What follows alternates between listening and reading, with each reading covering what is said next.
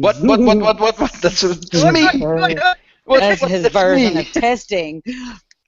In the butt. Whoa, that's a great way to start it. Just shut up and let her introduce her own stream. That was totally. He did have to go there. I don't know these people. It's been a long time since I heard that song.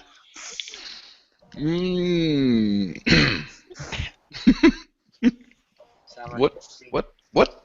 Shut up! Are you going to officially start this with your intro?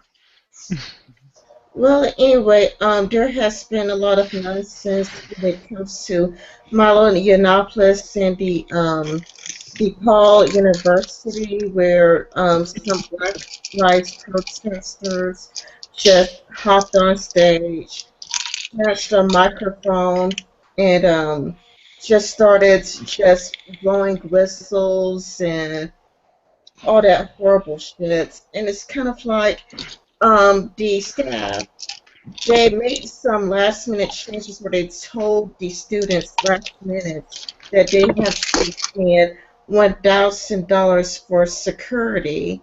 And then when they tried to do their jobs, they were kind of like, that's to them, like, no, you can't do anything. Yeah, it's my understanding that like security was either hired or was lent from the college or university, but administrators apparently told them that they can't intervene. So that's kind of weird. Why would they even be there if they're not going to do anything to protect the actual people holding speeches or holding the Q&A, the actual people that are there as guests? So that was the biggest problem I had with it. All the disrespectfulness. One of the problems I have with that is that he paid for it.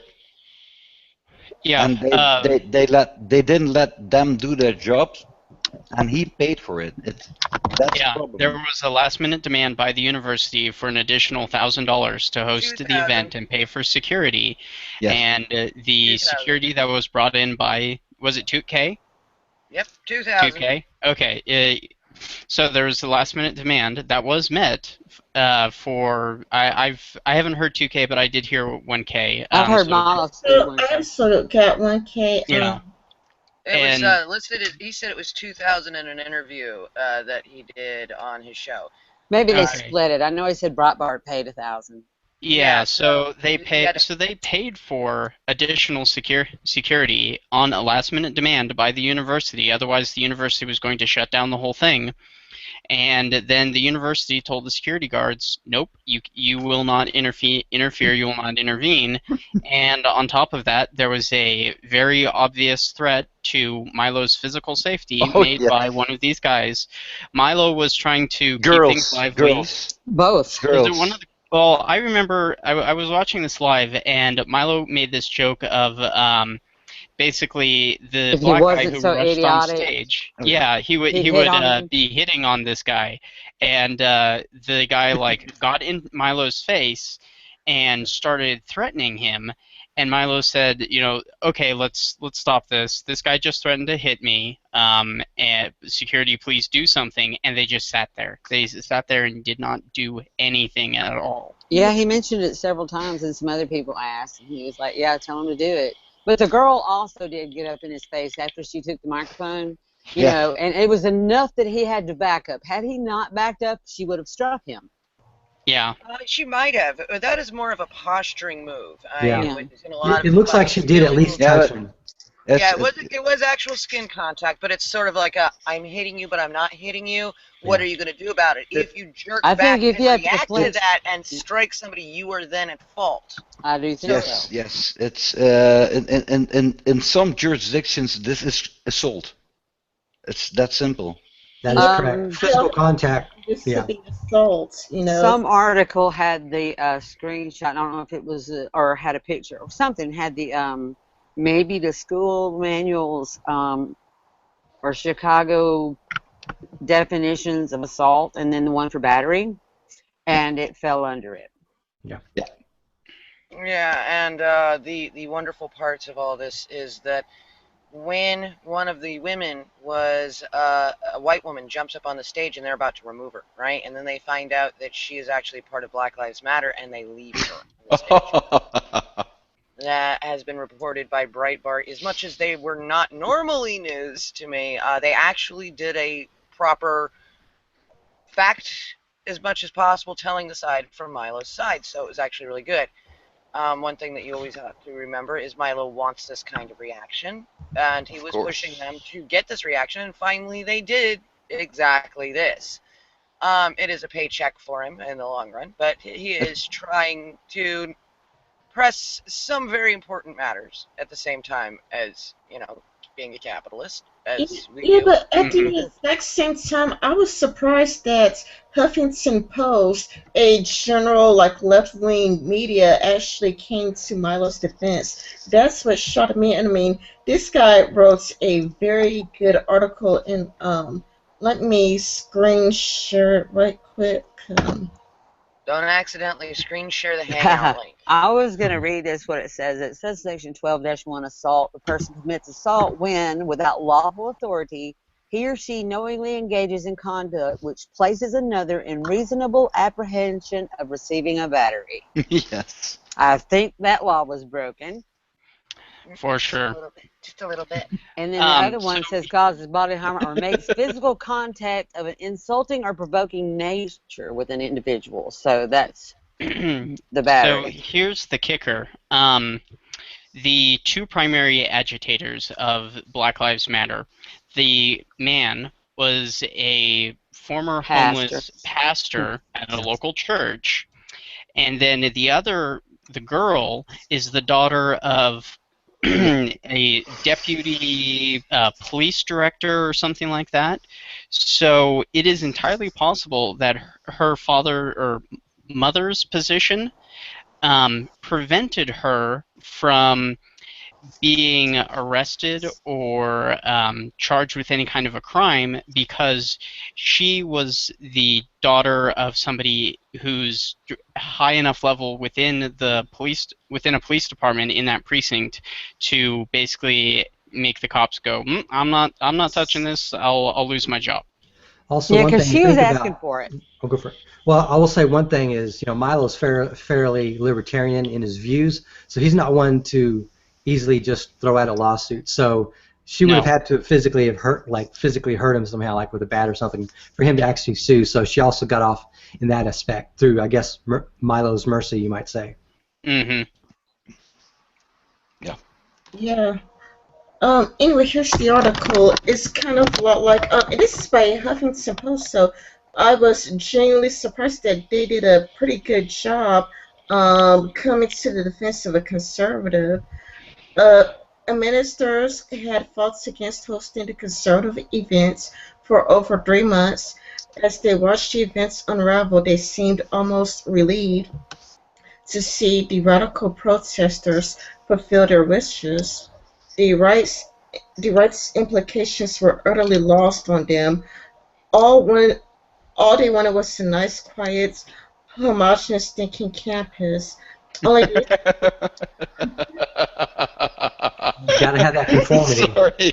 Homogeneously thinking campus. That's egalitarian in all ways. It's bad. It's antithetical to what a university campus environment is supposed to be. It is supposed to be a place of debate. It is supposed to be a place where conflicting ideas come together and meld to influence young minds to see greater truths. But instead, if you have only one viewpoint being presented, it's the exact opposite. This is why people who are even supposed to be, who should be capitalist or essentially right-wing-esque, should still read Marx and Engels and these other left-wing thinkers, because they should still have their challenges or their ideas challenged, and on top of that, they also know better why they disagree. Yeah, well, that's sort of the goal of communism and progressivism, is to seek conformity. That's what what occurred in China and North Korea and all these other places. They want to essentially eliminate all the differences between people and make them the same. So. Only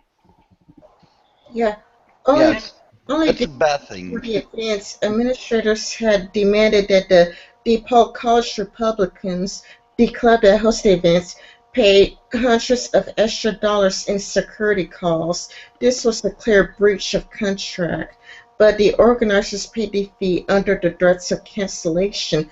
That part really sucks and bothered me, that they were asked pretty much in the last minutes that they had to pay like extra money for security, and if they don't, then they would just cancel it. And after ordering the dozen securities, the administrators prevented them from restoring order and forcing them to stand down. And that is just that's just really terrible, because I mean, it's not even that. What gives them the authority to tell the police department to not?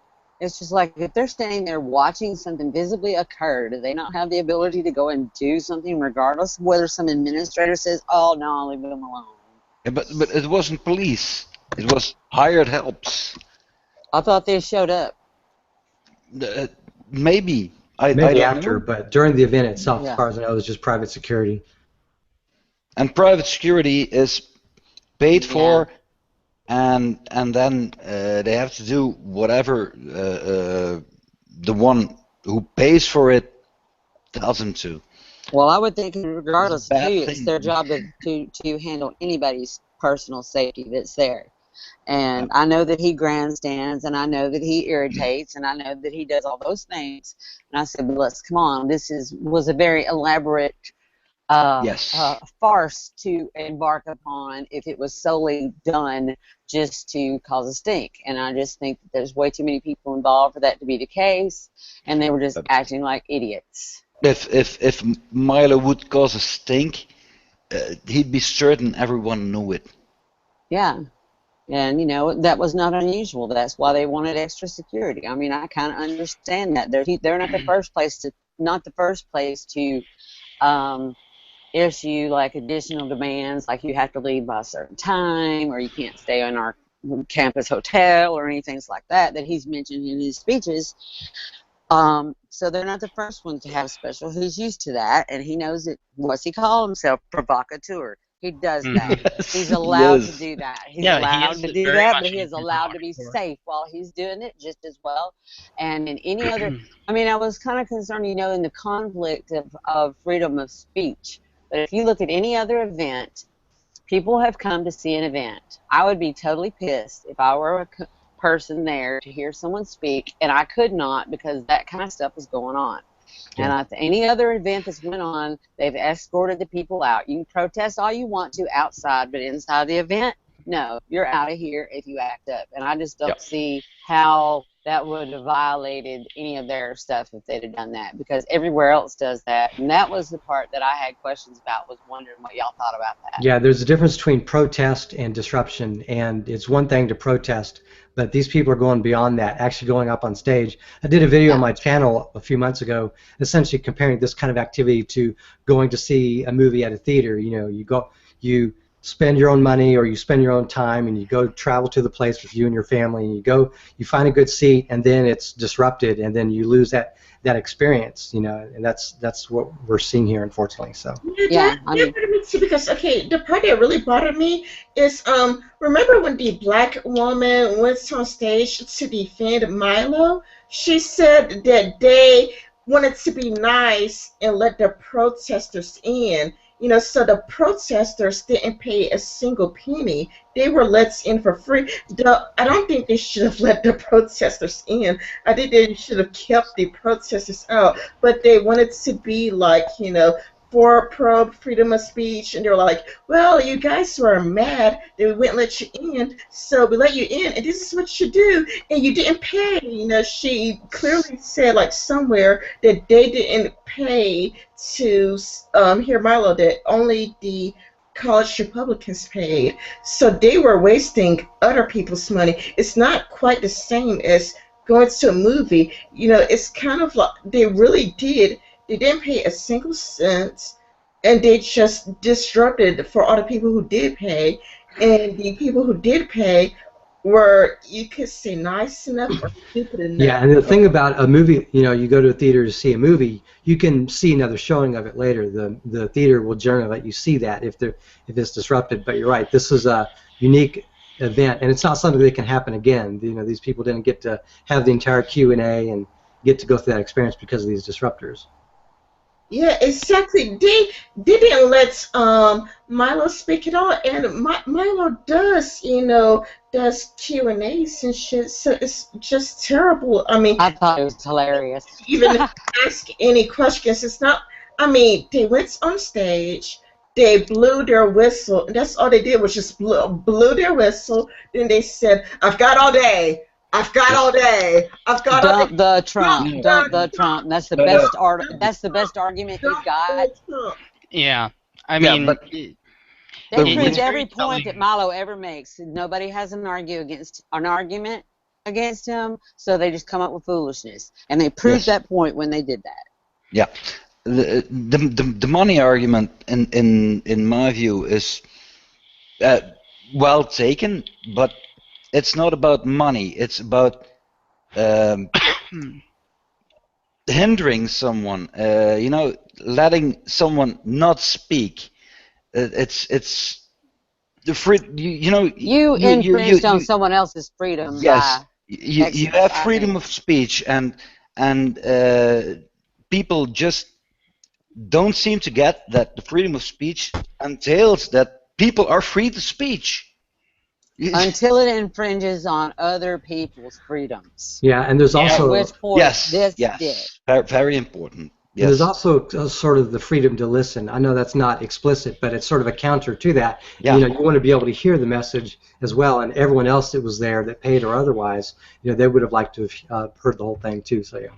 Well, I also think that it's very telling that these people are, instead of attempting to provide counter arguments and statistics and fact-based arguments against what Milo is saying, instead of trying to debate him like that, they're disrupting and shutting down these things. And it's not that Milo is unwilling to engage in debates with people that he disagrees with. He's had debates with feminists in the past on various college campuses, and he's more than willing to actually debate with people who will disagree with him in a respectful and formal manner.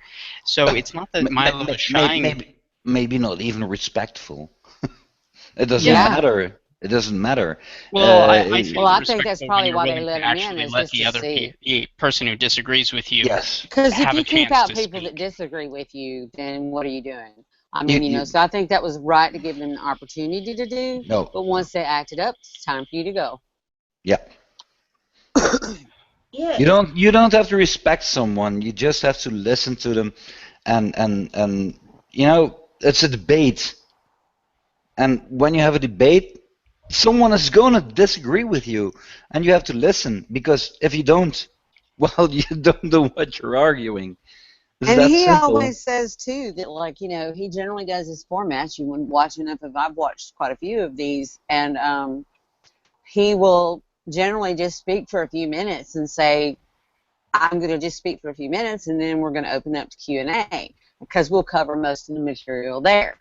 Yeah. So that way, if they would have just let him speak for a few minutes, they could have got in line, they could have proposed any argument they had or anything that they wanted to say, a real thing, instead of dump the Trump and feel the burn. They said what they wanted to. But they don't want to do that. No, they just want to silence him. And he knows that. He knows that. The whole fun of it is that afterwards he's being carted around in full glory, being lifted up by people wearing, Make America Great hats. He loves this attention. And this is the stupidest thing that Black Lives Matter did. Because they are giving attention to the damn person that they don't want attention given to, and now he's being seen as a damn martyr. What the fuck? He is. In a way, he is. He's being silenced. He can say himself upon the sword. He doesn't have to throw himself on the sword. People will push him. You know what I mean? It will push him. And I wouldn't have the fortitude to take these as well as he has. So. No, I wouldn't either. I would have been like, "Where's my suicide bomber vest? I'm done with this." Yeah, but I do like to sing. I also feel like Milo's a martyr of sorts, because it's kind of a lot like, they're just silencing him, from doing what he came to do and preventing him to do what he came to do. And that's not the only person that they've done something like this to. I think Christina Hoff Summers is Yes. a nice, kind lady, and there was like that really that's a beast girl, like Jigglypuff, and she was kind of like, he's this character. That was kind of embarrassing for all females. Oh God, yes. And all males. It was really bad. Oh God. People are really hard to see. And Milo was more angry at that than I've ever seen anything with any mistreatment toward himself. He's like, she's a nice lady, and she comes here to talk with facts and with good arguments, and you treat her like shit. Yeah, she doesn't deserve it. If such a nice 70-year-old lady tells you to really, you need to shut up and listen. Yeah, you're doing something wrong. For feminist principles longer than you've been alive. Yes. Yeah, and you're supposed to listen to women above men and all this other stuff. And they're just it's age. Above all, we're in a. It's ageism. We're in a it's geriocratic. Old people have a thing, and they have things to say, and we listen to them, for a reason. And if you don't do that, you're just stupid. Not too long ago, I texted. Dad, you can't be ageist. 20-year-olds know exactly what they're fucking talking about. Yes, 20-year-olds. They're educated. I'm not a spring chicken, and my grandmother is 93. Yeah. And a few months back, I'm like, you know what? My grandmother has an iPad and iPhone, and she knows how to text. She might be deaf, but it's, because texting has been wonderful for communicating with her. And I'm like, you know what? I'm fixing to survey my grandmother. And I started texting her and asking her questions about things. Because I was like, well, okay, I was alive in the period, and I worked in male-dominated fields, and I never felt I was only limited by me.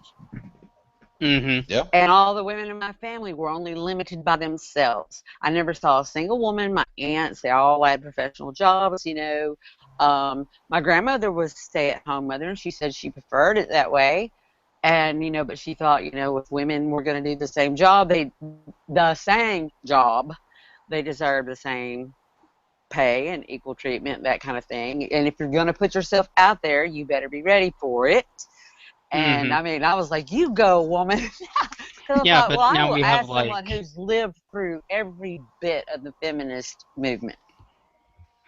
Mm-hmm. Yeah, but now we have maternity leave without actually having children and things like that, which just seriously, there's been a push for that. Fucked up. Why do only the pregnant women get maternity leave? That's what was it? It was oppressing non-childbearing women, including. Oh God, fucking hell! I really like one days off, giving them the experience of having maternity leave. Yeah, go push a baby out of your vagina and get back to me. I pushed out 2, out of me, and they were 8 pounds, over 8 pounds, and I'm a skinny, tiny fucking woman. You go fucking do that, and you can have your fucking maternity leave, you piece of shit. And I was working in a plant building rafters when I had my last son going to school, and building rafters, and I went back to work when he was 5 weeks old. Ouch. And I'm like, you can kiss my damned ass. Bleeding on your pads and shit, and going and climbing up, and you pull yourself back up. Yeah, you have the milk cups here. Yeah, you got the in the way. They get in the way of everything. I think the whole period leave now is really funny. Oh my God. I'm cramping and I've got blood coming out of my vagina, therefore oppression. And if men don't stand up and say, I want the same damn thing because I feel like I'm having my man period, then pussies. Yeah, some of them are trying to clean God, my balls hurt. Periods. Men should get more time off to get away. They should have more time at work to get away from the women at home that are eating their asses off. Why do you think men are workaholics? Because we don't see around Mrs. when she's on her period, cramping out and going to work. I don't want to be around that either. My 11-year-old is starting to cramp. She hasn't started yet. Every time I start, she's like, "Is it the 15th already?" And I'm like, "Yes, dear, it's the 15th." She's like, "My doll." And I'm like, "Oh my God, it's starting to happen," because she's starting to cycle, but she hasn't started, and it's like, uh-oh, this is going to be a bad one. I'm going to want to I want to go back to work. I'm going to take my crippled ass that can barely walk, and I'm going to go back to work just on the days that she's ragged. But really, the whole menstrual cycle thing, I imagine it's like a blue balls thing. I've got to go see a hooker today because I haven't been laid in a few weeks. If you don't mind, I'm going to take some time off. But then watch out. Then he's going to end up having to pay child support. You know, so. God damn it! The dog just turned off the light. Can you come train mine to do that with me? She stepped on the fucking. There, no, she stepped on the extension cord again. Is she a feminine? Instead of clap disrupting on, clap off, I want to bark on, bark off. My dog is oppressing me. There you go. We're getting completely off fucking topic. But, you know, that happens when we start laughing at stupid. I have 8 of them. If they're quiet, we're doing good. The dog triarchy is strong in here. It is. I'm sorry, Summer, that we are trashing your stream. I'm oppressed if we by want, 8 dogs. I do have some articles that can get us back on topic, including the response to the event from the college Republicans, if you'd like. Yeah. Sure. All right. Let me share my screen here. And I've got. Okay, so this is DePaul College Republicans' response of campus security, quote, utterly shameful. The College Republicans of DePaul University have released a statement slamming the university for failing to guarantee the security of their event with Breitbart tech editor Milo Yiannopoulos, which was prematurely shut down after activists stormed the stage and issued threats of violence. In a statement, the College Republicans said, quote, "What happened tonight at our Milo Yiannopoulos event is a sad verdict on the American campus today. We wanted to put on a good event, bring some new perspectives to the modern issues of our day, and have some fun. Regrettably, militant protesters decided to hijack the event. Loud whistles, threats of violence, and straight-up suppression of speech. There was no discourse, no Q&A, just fascism. Additionally, DePaul's security response to the thuggery was utterly shameful. We spent thousands of dollars and countless hours to get the proper security and put this event on, but when security was actually needed, they did nothing. What is the point of having security if they won't do anything when they are clearly needed? DePaul administration and security's response just shows the liberal bias that so obviously pervades universities all around the country. Conservatives can't host speakers, can't put on events, because as soon as we get started, vile leftists will shut down our events as soon as they get started. Well, administration cooperates with their oppressive, disgusting actions. We want to thank Milo Yiannopoulos for putting up this garbage, and we hope in some way DePaul administration will actually do something to address this abomination and hold those responsible for what this event became accountable.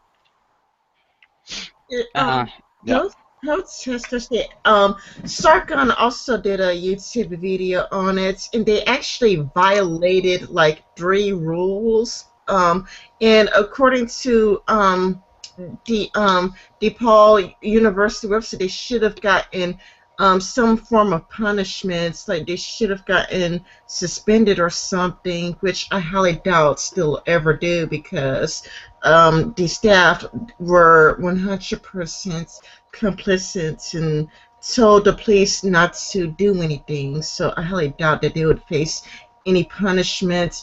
And one of the teachers, even like Valerie Johnson, is a Black Lives Matter activist, and she teaches racism against whites, you know? Well, Yeah, that's interesting that you have these teachers with an obvious bias. It's one thing for them to espouse those biases outside of the classroom, but if they're actively attempting to indoctrinate students, I find that to be very problematic, to use one of their terms. You're supposed to espouse both sides of the issue, especially on things like this, and present all of the relevant evidence and as much of the relevant evidence as possible to let the students decide for themselves. It kind of seems like we've moved away from this, and in my experience, this is what's happened. We've moved away from this idea that there are multiple standpoints that are capable of being taken, and you should decide for yourself to, this is the one way, this is how you're going to act, and if you don't agree with us, you are persona non grata and verboten. Yeah, sorry to interrupt. Yeah, because colleges, they hire these outright racist teachers in these studies. Like Sargon, he did a really good video on it. Not only is Valerie just an outright racist, but if you saw this video, she was this guy Edward Ward. He was taking political science from her class, and it was teaching like urban studies, Africana studies. Okay. And it's kind of a lot like urban Africana police and blah blah blah blah blah. And it's kind of like what it sounds like bullshit. It really just sounds like an ideology more than it sounds like. I agree with you. When I was going to university, there was actually a mandated diversity requirement where you had to go to a feminist or women's studies or the impact of colonization on other countries. Basically, a lot of like really leftist bullshit indoctrination classes before you could even graduate. And this is at a university in Nevada. I mean, one of the smaller ones, but you're essentially getting indoctrinated instead of actually taught how to do anything. I went to art school, and instead of being taught how to be a better painter, like color theory and various techniques for painting, I was taught more indoctrination than anything else. Fortunately, I was smart enough to go outside of the classroom and learn other things and actually teach myself to be a better artist, but my schooling in the higher university I felt was very lacking because it didn't really teach me anything of any actual use. It was more, here's the ideology that we want you to learn, and if you disagree with this ideology, then we don't like you, or we won't accept you into the higher classes like the BFA program or Bachelor's of Fine Arts program, which I applied to and never got in. So it's kind of interesting to see that kind of biases. Meanwhile, the kids who did kind of like kiss up to the teachers and play the game and thought the correct thoughts were the ones who got into these programs.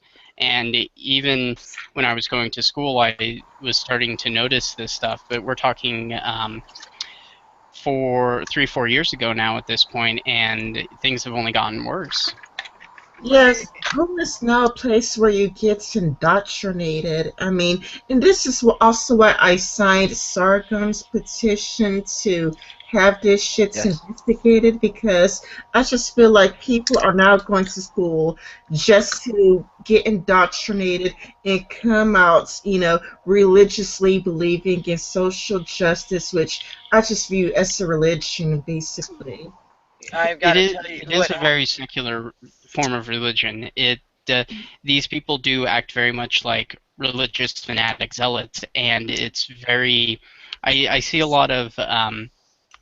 They're supposed to be secular and supposed to be against these kinds of religious zealotry. I see the exact same behavior patterns in these types of people that they decry, Christians for having. And then I just turn around and look at them like, you're acting the exact same way. What's wrong with you? Yeah, let me see this. Can I say this real quick? I come from a very religious background, like extremely religious, like my mother's church. My mother is a Pentecostal Christian. Oh boy. And I was raised in a Oh God, some people are like that. Don't look so surprised. Hey, I went the one for 7 years. And when it comes to the Pentecostal church, it's very cult-like. It's very much a lot like a cult. And I see the exact same things. I see the exact same things in feminism and social justice warriorism. This is the shit right here. My father decided to go back to school, and I've told this story a couple of times. He is 57 years old, and he went back to school to become a social worker because the age of retirement has been pushed back way too far, especially for men, unfortunately. So he goes back to become a social worker, and he goes to gender studies and comes home with all these pamphlets on feminism and the patriarchy. Starts telling me, if anybody knows me, they would know that this is like, you're so fucked up, Dad. I'm so sorry. So I've been trying to unprogram him, and it all came to a head when he starts telling me about patriarchal societies. And I went, Dad, all you're doing by perpetuating this is creating an entire race of white men that hate each other or hate other people. That's all it's doing, is it's segmenting. Or hate themselves. Yeah, or hate themselves. And he's like, no, it's not, and blah, blah, blah. Patriarchy is a thing. And then we get into a fight a couple of days later over bills. Okay? We're fighting over these bills, and he throws the, I am your father, you have to respect me, do not talk to me like that. I went, oh, hell no. Dad, you cannot be preaching the patriarchy and then tell me that. And he goes, what? I'm like, I do not have to respect you because you are my father. I have to respect you because you are a human being and you are my peer. And he goes, you're not my peer. Uh-oh. And I went, I am not your underling. I am not your fucking child. I am 36 fucking years old almost. That's... And yes. I'm like, you fucker, dude. What the hell are you doing? And he went, and he starts yelling at me about other things. And then after that, slowly has been coming around a little bit. Like, he's now finally realizing that Black Lives Matter is insane. And I'm starting to point out to him like that, I am against the extremists in any case. He goes, well, they're just extremists. They're not the ones representing the whole thing. And I'm like, yes, they are! The extremists have the microphones. They have the bulldozers. They have the power. You have to realize that everybody is following the extremists. What they try to do is divide everyone based on these arbitrary, variables like height, weight, gender, race, etc. Oh, yeah, I'm tall. I'm disabling tall or short people by being tall. Yeah, it's just conflict theory, and they're trying to do this to essentially tear everything down. They want to turn all of these various groups into new versions of the proletariat, essentially. It's the Marxist theory of the bourgeoisie and the proletariat transformed into, instead of class warfare, any subgroup warring against any perceived more powerful group. Yeah. And the more you divide people down like that, the more you can essentially exercise power over them, because you can come to them and say, hey, you're in this group that I say is oppressed. I have the solution for you. Come follow me and my ideology, and I will give you power when I say you have none. But the reality is they're not that oppressed. You're talking about people who are living in Western civilized countries who are essentially freer than they would be if they lived in a third world country. This idea of things like microaggression and disability or being ableist and things like that, it's just ridiculous. I mean, people who experience microaggressions, like a microaggression, really? Like that's somebody. There are people in the Middle East who are facing very real problems, and you're bitching about microaggressions. Or if you're being ableist, you're talking to somebody who probably wouldn't even still be alive if they were in a third world country. Yeah. If you're talking about microaggressions, I always think about micropenis. It's not relevant. It's really not relevant. No, it isn't. No, it is not.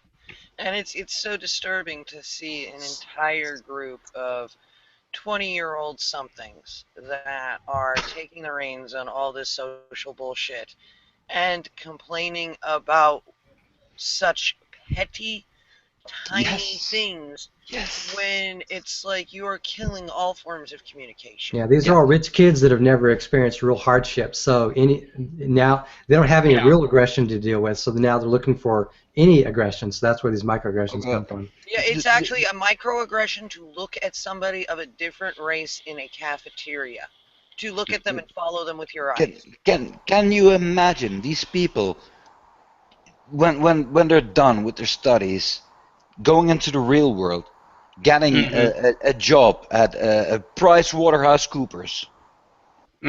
Yeah, I think these kids would really hard.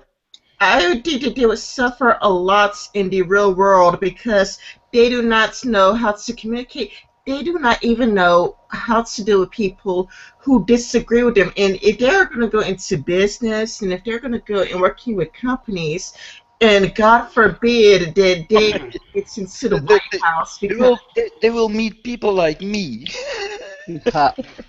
Yeah, they'll run into the real world and they'll find that they have no skills whatsoever to actually make anything of themselves. I mean, all of the skills that I've used to do something and accomplish anything, I learned on my own. I didn't learn those things through some feminist class. I learned them because I took the time to better and improve myself instead of thinking that, oh, I know how to do everything because I took a women's studies course. That taught you everything you needed to know in life forever. And now we've got the whole problem where you've got the intersectionality, where it's like we're all really pissed off at feminist bullshit, and then they bring in and they join up with Black Lives Matter. And that has been one of the worst situations I've ever seen.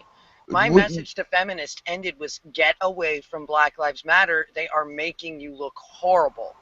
And now we have humanism plus. Oh, yeah, I saw that too. Fucking God! However did they get the idea that humanism needs divisions? What?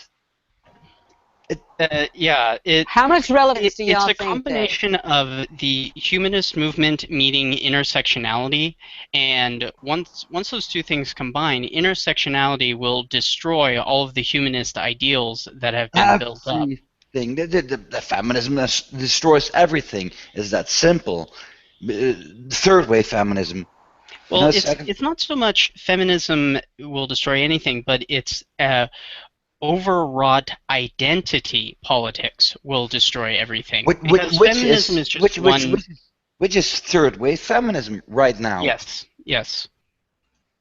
And I don't even hold it against them because what are they taught? They don't know any better. You asked a lot of these young. Somebody made a video, something about like God, I think it was she who must not be named. But was talking about standing up for people because, like, say people like Sargon were attacking these young feminists that were making messages and videos on YouTube. And, you know, it was like, well, no, they don't even, they're 15 and they don't even know what they're talking about. And they're making videos and they're saying this stuff like they've got all this wisdom and not cutting them. Fine, do your thing, but know what you're talking about if you're going to put yourself out there. And, you know, if you don't, somebody is going to come, you know, at the very best, nicely try to correct you. Yeah, one of the things. At the worst, you will get attacked. And, you know, it's like you're running all these young women off from stating their views. And it's like, yeah, but they don't. Look what they're being taught. They don't know any better. Yeah, they're taught the dictionary definition. Yeah, they're taught the dictionary definition, and they're given essentially the party line, so they believe the party line, and they don't understand all the stuff that goes behind it. So they make these videos, and they just don't know. They don't understand the word equal? No. And it's what they're asking for. It gets even worse than that. Like, they want to have all the Muslims from the, like, Iraq, Iran, Afghanistan, they want all the Muslims to come here and say, "Oh, you're Islamophobic." They talk about Islamophobia, and it's kind of like when you look at like Cologne in Germany, or if you look at Rotherham, England, look at all the rapes that happen over. Oh my God, that's Cologne, Germany is 80 kilometers, 50 miles from where I live. Mm-hmm. It's horrible. Now, I can't believe that. It is not the media made that up. Oh God. Yeah, and then you have people here in the U.S. acting like Islam is not as much of a problem as people in Europe seem to think it is. They want to say not all Muslims and downplay the issue.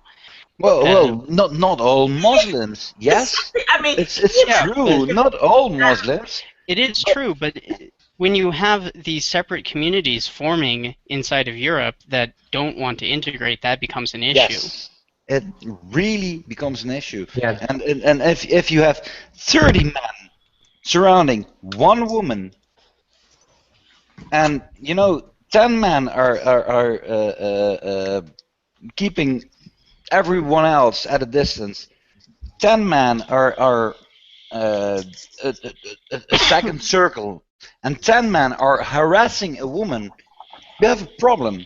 You have a real problem, and they don't see that. Yeah, one of the problems I had heard, and maybe you can correct me on this, but there was a town in Germany that is like 200, maybe 300 people, and now they're going to be sent 800 or so people, and Muslims. It's 500 people in the town, and they're going to be sent. I thought it was 200 or 300 people, but the whole town is overrun. It's that simple. Yeah, and no, that, but I mean, I watched Sargon, and he posted articles where there are people who apologized for being raped. It's like, I don't want my rapist to be punished. Yeah. What the fuck? I remember that. This guy was sodomized by a Somali immigrant, and he was a member of a governmental organization in that country, and he's like, I feel bad now because he's going to get deported. Why should you feel bad? He was the one who sodomized you. He was the one who raped you. It's his fault that he is going to get deported. Yeah. You cannot take responsibility for the actions of someone else, and that's what they're trying to do. Yeah, the Somalian had his own agency, and he should be responsible for his own actions, so yeah. Yes, I think it's really crazy virtue signaling mixed with white guilt. It's kind of like the stronger the white guilt, the stronger the virtue signaling. Like, oh, look how wonderful I am. It's kind of like this person, he's just in his country, and Yeah. I do have a little bit of a silver lining that came out of this whole debacle at DePaul University. Let's see, I'll screen share this. Are you talking about with Milo on a drone? No, actually. This article was just released today. Beautiful. That was beautiful. Oh, that was really good. Yes. Okay, so DePaul sociology professor angrily resigns over Milo visit. Dr. Shun Yung Ada Chung, an associate professor of sociology at DePaul University, has announced her intention to resign from her post, accusing the university president of reinforcing existing inequalities due to his support for free and equal exchange of ideas. In a message posted on Facebook, Dr. Chung claimed free speech is a delusional idea rooted in market ideology. She said incidents over the past 2 days, a reference to Breitbart editor Milo Yiannopoulos' chaos-stricken visit to the campus earlier this week, were a, quote, symptom of historical institutional racism. Following the disruption of Milo's event, university president issued a lukewarm statement slamming Yiannopoulos' political views but apologizing to the college Republicans who hosted the speaker for the disruption to their event, caused by threats of violence and protest. It appears this apology is what has upset Dr. Chung. Chung has since removed the post from Facebook, but the full text can be read below. Quote, Dear President, this is my last quarter at DePaul University after 15 years of teaching. I have decided to leave the university. This is the first time I have ever emailed you and let you know my thoughts. Please read this note from a woman of color, Really? Faculty, without dismissing it easily. You're a woman of color. Really? Really? Okay, Well, moving no, on. Asians are women of color. You know, like even Francesca did a video where she talks about all the women of color, especially Haitian women and a few Hispanic women. She's Asians, even in SJW territory, she's privileged. Yeah, really. Okay, so and she quit. I've got 18% black in me, so I'm being you're not accepting my blackism. I'm 25% German, dude. Universities, like all institutions, are not neutral platforms. Universities are embroiled institutions predicated upon social inequalities and dominant ideologies, privileging the participation and access of certain groups. In time of political crisis, universities have the responsibility to take a moral stand. To believe that universities are simply neutral platforms for equal exchange of ideas, the so-called free speech rooted in the market ideology, is delusional, and that positional objectivity ends up reinforcing the exact inequalities and dominant ideologies upon which this institution is built. Wait. To believe that universities are simply neutral platforms for equal exchanges of ideas, the so-called free speech rooted in this market ideology. No, free speech is not rooted in market ideology. She's so wrong, it's not even funny anymore. No, but all I can do is laugh because it's ridiculous. Sorry? Savvy, what? Oh, I'm sorry. Her paycheck is rooted in market ideology. Not anymore. Didn't she quit? Yeah. Well, no, she's threatening to quit. She's threatening to quit. She's not actually going to quit. Okay, so it is a hypocrisy to believe that one can promote diversity without tackling the racism that underlines all educational institutions. Okay, just stop now. Just stop. I think you got cancer. You gave me cancer. I'm gonna go home now. I got cancer. Thank you. Let's all take a 5-minute break to go throw up. And I'm going to pee. Anyway.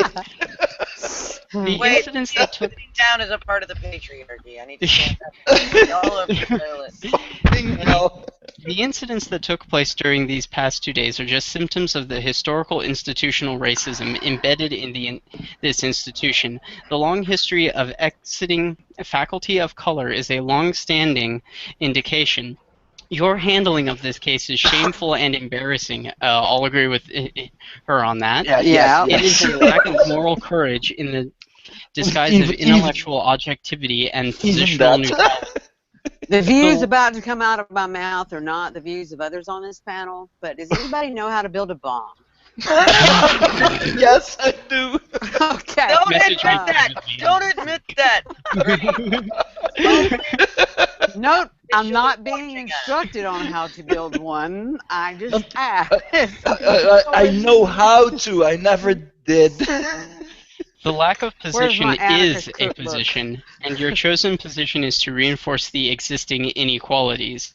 Shame on you. I am glad I will no longer be a part of this institution and be complicit in the institutional practices that support our racist society. Ada. Well, I say good for her. Go away.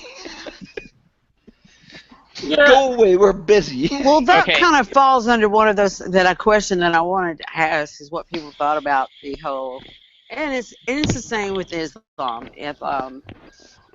If do you think fear of repercussion, say in Chicago PD and their reputation, and that kind of thing plays a part in not stopping Black Lives Matters and the Islamophobia stuff that we so-called all have, our internalized Islamophobia. Wait, stop.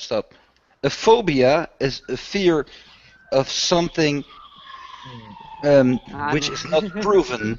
If it's a fear of something that's relevant, that's real, it's not a phobia, it's a fear. Yeah, if it's irrational, it's a phobia as well. So yeah. Yeah. It's irrational. Well, the fear of Islam, extremist Islam, is not irrational. Correct. So it's not a phobia. Yeah, one thing I wanted to mention, like, just look at the language that she used. Give me a moment to try to explain this. So, social inequalities rooted in market ideology, reinforcing inequalities, promoting diversity, tackling racism. This is straight out of, the cultural Marxist, like, feminist intersectional theory playbook. It's that whole language. Yeah, it's BuzzFeed right there. Crazy. Yeah. Buzzwords it's in the name. Yeah. It's to sound more intellectually proper, I guess, than it really is, when all she is saying is, you're promoting racism by being you. Yeah. And by doing this thing, and I'm not happy with it. Yep. And so I'm going to... I don't know why she's mad at him. His little apology letter was shit. It was. It was just a plain old piece of shit. If I would say BLM is a bad thing, hi Summer, you're black. God, you must support BLM. I hate you now. It's white so supremacist. Not relevant. Isn't that what they called that lady up on the stage? They called her a white supremacist. Yes! Oh my God! The one that said she was working her ass off as a math major, and you're going to call me a white supremacist, and your parents didn't raise you this way? I was like, you go.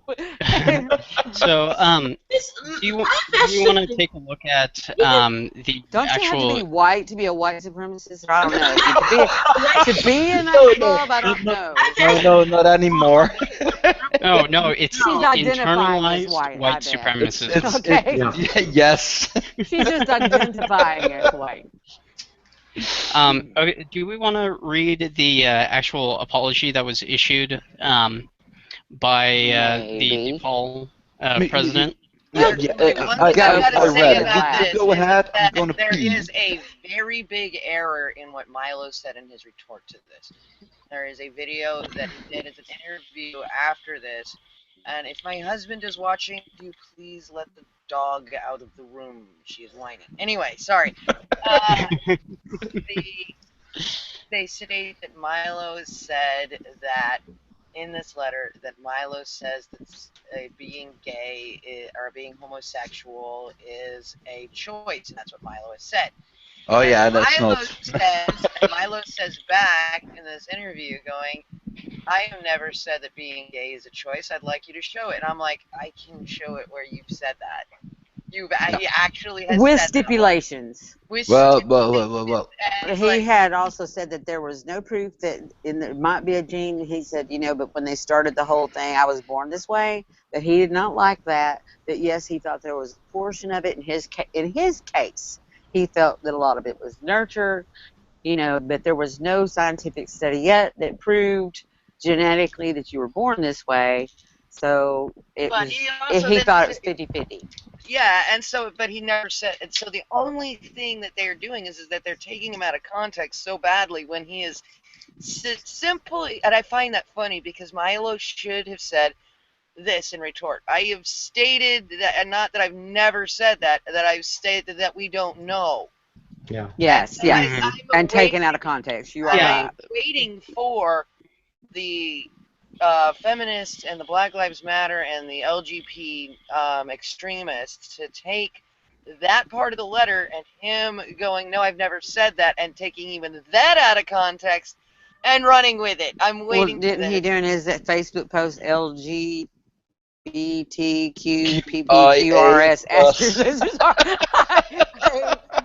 I'm sorry, anybody that adds P to LGBT needs to be shot. Just saying that right now. If you add P, and if you know what P stands for, I'm going to... P. Oh, no. She's referring to pansexual, but I prefer to think it's about water sports. Oh No. God, pansexual. Wait, pansexual or pedophilia? They're trying to add pedophilia. That's the both. That's why there's two P's. I'm going to pee now. I'm not kidding you. They're trying to think of a letter to add pedophilias. Yeah. And I think it might be the. I actually think it's the A that they're trying to. A for asexual. No, not asexual. What letter is it that they're trying to add? They're trying to add a letter. I hope it's a lowercase b. Oh. Oh, that's fucking wrong. Too soon? Oh, I'm terrible. I'm sorry. Oh no, it's. I'm sorry. Anybody that wants to add that pedophilia people even have the same struggles as somebody being gay.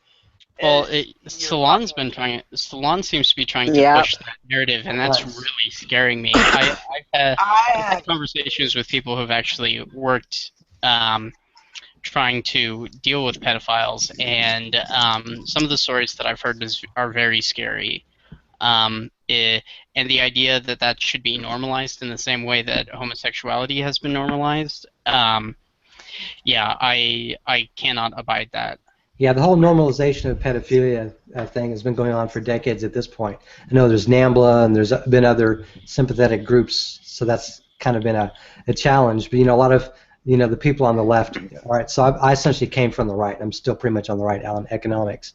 But a lot of the, I've debated a lot of leftists over the years, and they would basically say, oh, there's, what you're saying is a slippery slope. We'll never do this, we'll never do that.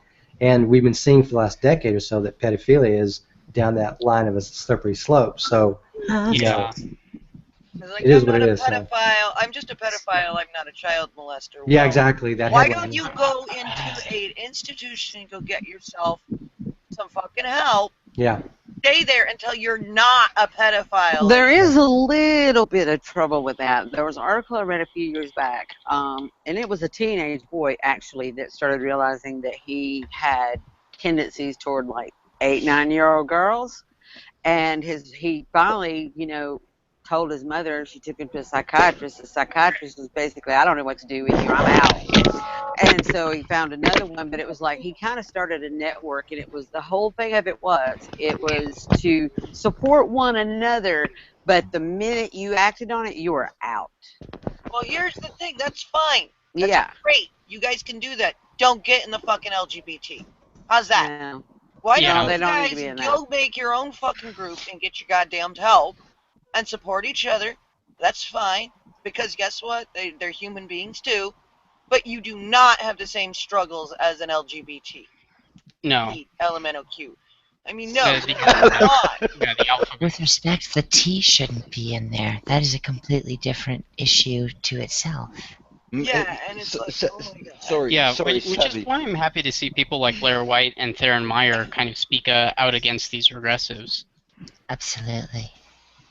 Yeah, it's like, guys, I do not deal with the same issues as being gay because I look like a woman and I date men. That's not my problem. It's that I look like a woman and I used to be a man. That's my problem. And it's like, and the more that the trans passes, the less oppression that they get. And so these issues are completely different than just liking the sex dick if your name is Bob, and that's literally total different subject matter. And I like how they want to segment all these different people, right? You got the whites, you got the blacks, you got the Hispanics, you got there's a fat gender. Oh, go watch Undoomed video. There is a fucking. There's dozens of them. Yeah, it's crazy. That is fat gendered. I don't know what this is supposed to be about. That's what Platty gets on a roll about, the fat liberation thing. And they were doing the stream. I don't even know what it is yet. Hadn't had time to look it up. The decolonization decolonial fat liberation something or another claim. And I'm like, I don't even know what that means. But, the courses that are offered is basically a degree in being fat. And, you know. Okay, so they're trying to segment all these people, right? And then they take everybody and they lump them into LGBT. What the fuck? Make up your mind! I'm so fucking confused by this shit. I'm surprised straight hasn't been taken in yet. We can't do that. Okay, but that's straight, or excuse me, homosexual white men are now getting kicked off of the social justice hierarchy because now they're no longer an oppressed class. They have privilege. Yeah, I had a friend actually ask me today. Gay man. Kazum was pissed. Okay, Kazum's a big, fat, cuddly, fat gay guy, and he is a commentator and a blogger, right? And he got told that he was no longer oppressed enough to speak for, you know, oppression rights. Yeah, it's time to get out of the oppression Olympics. It's time to get out. It's like, dude, this guy is has to deal with oppression and has to deal with bigotry, and he's called a fucking faggot, and nobody will love him because he's a big fat faggot. That's some hard shit. And he's got to deal with that, and he's got to bring awareness to that. That's not really a cool thing to say. And what happens? Oh, he's not oppressed enough. I'm not saying when I am attacking the LGBT community or the feminist community that women do not have problems, that men do not have problems, that black people do not have problems, that we all do not have problems. I am attacking them because the way that they are going about solving these problems is absolutely appalling and non-human. It takes away the egalitarian angles. It segments things and ruins the whole, we were supposed to never look at gender or color or race. We're supposed to go into life blind about these issues. And they took it away, and we started attacking each other. Congratulations, you asshole. Yeah, the true solution to intersectionality and patriarchy theory and all that kind of crap is just treat everyone equally and be done with it. It's such a simple solution, and these feminists are. Told you they don't know what equal means. Yeah, exactly. No, they don't.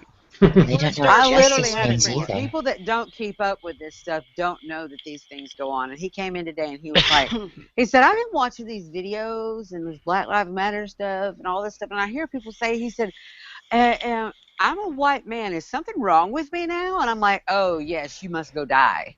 I mean, just right now, go kill yourself now. We have melanin deficiency and therefore and toilet seat complexions. And therefore, we are an abnormality of nature, and there should be a genocide upon us. We're a highly reflective. Digest milk better. Yeah. Oh yeah, milk is racist. White milk is oppressive, by the way.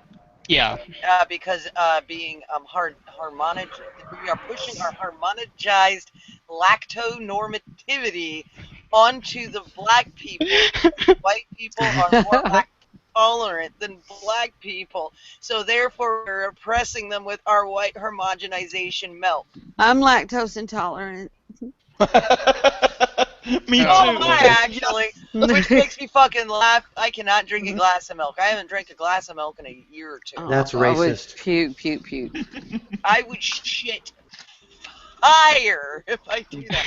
So that's why I made a video with my husband while we poked fun at white milk is racist, and so is hoop skirts apparently.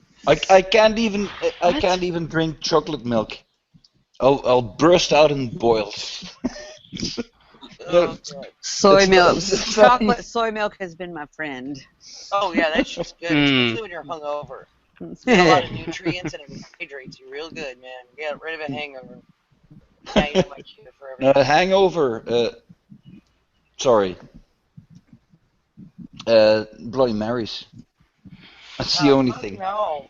Yeah. There's another one on all the letters. I want to know how you exist if you're this. I am demi-girl, demi-boy, occasional trans-ethnic, mixed polycam asexual, demi-romantic. I have PTSD, psychosis, DID, schizophrenia, ADHD, BPD, ASPD, NPD, and several others. I do not have money, so yes, I am self-diagnosed. I'm still valid. Fight me. Yeah, go die. Yeah. I don't even know how you're walking around in public if you have all that stuff.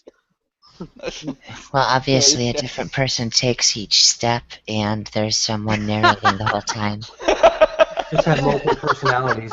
Summer has lost all sound right now, so we should carry on the stream of getting back to the subject for her.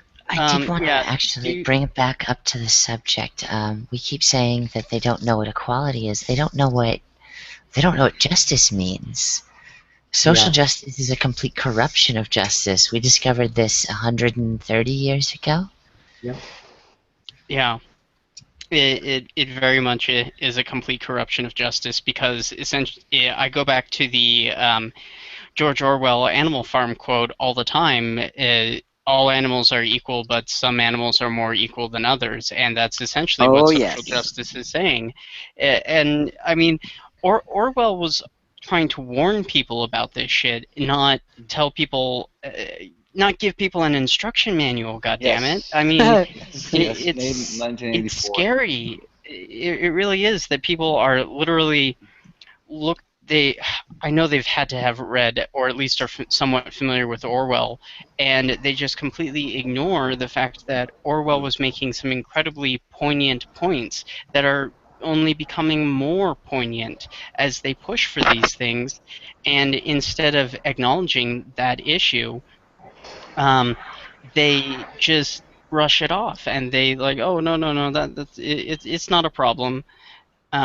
But it is. It really is, and that's what scares me, because these are the type of people who are doing all of these things, ignoring Orwell's warnings, and these are the people who are teaching the next generation, and the next generation of people who are ostensibly going to be leaders and coming to power and influence in the coming decades. These are people who have some really messed up ideas about the way the world works, and they just fundamentally don't understand it. So one of two things is going to happen. They're either going to get completely kicked in the face and lose everything they have because they have no actual skills, or they're going to be in a position where they're protected from that to the point where they don't have to challenge those ideas, and are going to continue pontificating on those ideas and continue the spread of this backwards ass ideas. And it's to the point where my child... yeah.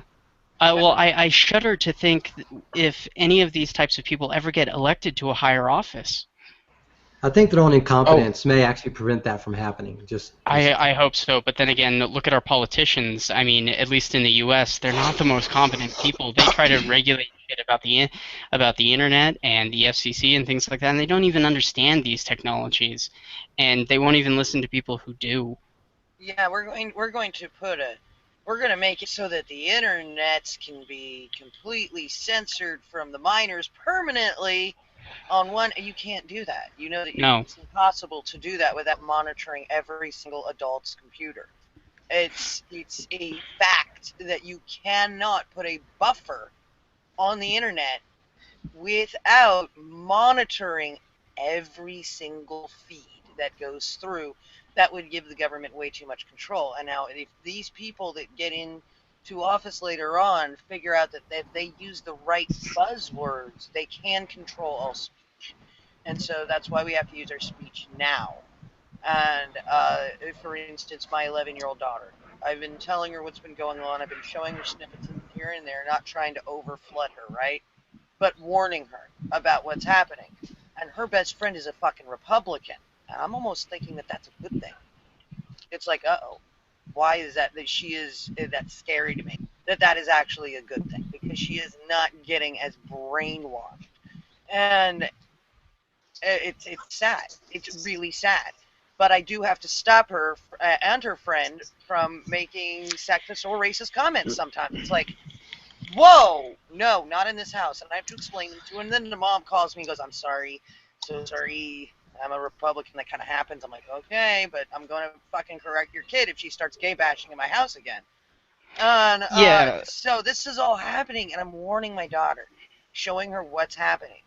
And she's like, I don't want to go to college anymore, Mom. What can I do to prevent from having to be in this atmosphere? And she is literally going to be homeschooling herself in a apartment near a campus. She's going to lose all that social interaction that you can get from being in a college, and that emotional support that you can get from being in a college. She's going to lose all of that. And no, she's not. She's going to do everything on the internet. She is not going. She's like, I do not want to step. But there are ways to do it. I homeschooled my children when I realized it's I mean, not college, but you know, other, and not for religious beliefs or anything else. It was because of the nonsense, and they have turned out wonderfully. I could not be more proud. And well, that's really. I wish I could, but I'm so and dyslexic. I you have have to take. They have to just be directed to find the right socialization. Yeah. And be exposed. I mean, I took my kids to all kinds of things. I took them, it might be an anarchist conference, and it might be a church thing. It might, you know, just different ideologies that they were exposed to. I was there to answer questions. I did not shut them down, you know, if they, I mean, you know, we don't agree on things. And that's fine. I mean, they're old and grown now. But like my middle one's 27. The other day, he was laying over on my love seat, and he was almost asleep. And I said, "Oh, by the way, Tyler, I'm sorry. I neglected something in your education." And he's like, "What?" And I'm like, "I forgot to teach you not to rape." And he kind of opened his eyes, and he's like, "What?" And I'm like, "I forgot to teach you not to rape." And he said, "I thought we were supposed to know that." I'm like, "Thank you, my point exactly. You may continue with your nap." You know? Yeah, it's so fucking horrible. Yeah, any rational human being instinctively knows that rape is a bad thing, and this whole like teach boys not to rape thing. It just, okay, here's the point. I taught mine two things: learn how to read, learn how to critically think. You do those two things, you'll be okay. You can do whatever it is you want to do. Exactly. It's so sad to think what's Can you tell I'm hard-headed? Yeah, being hard-headed right now is a good thing. And, you know, it used to be so cool to be fucking free-spirited and be a hippie. And I've gone to fucking nudist colonies, into the hippie fests. Me too. And I've loved every minute of just the free-thinking models. And now when I go, I feel like I'm going to throw up in a trash bag the entire fucking time. And I sound like that old lady, "Get off my lawn." I'm like, what the fuck happened to me? Look at what you turned me into, SJWs. You turned me into a bitter, grumpy old woman. Well, they've made it like it's everybody's responsibility for things, no matter how badly you act, which is basically what we're talking about here. I mean, you know, I was made to feel responsibilities in different capacities, you know, like someone would come, take them into the house, trying to do stuff, trying to do the right thing with different stuff and projects that we've done over the years. And it's just like, I'm supposed to accept your bad behavior. I'm supposed to accept your disrespect. You're in my house. I'm helping you out in a tough time, but yet I'm supposed to respect you and your idiocy and your disrespect of me. And that is just where I think the disconnect is gone. There is no, I don't know. Are they just not taught like basic respect anymore? Is that out the window? Do we just write that out of the books?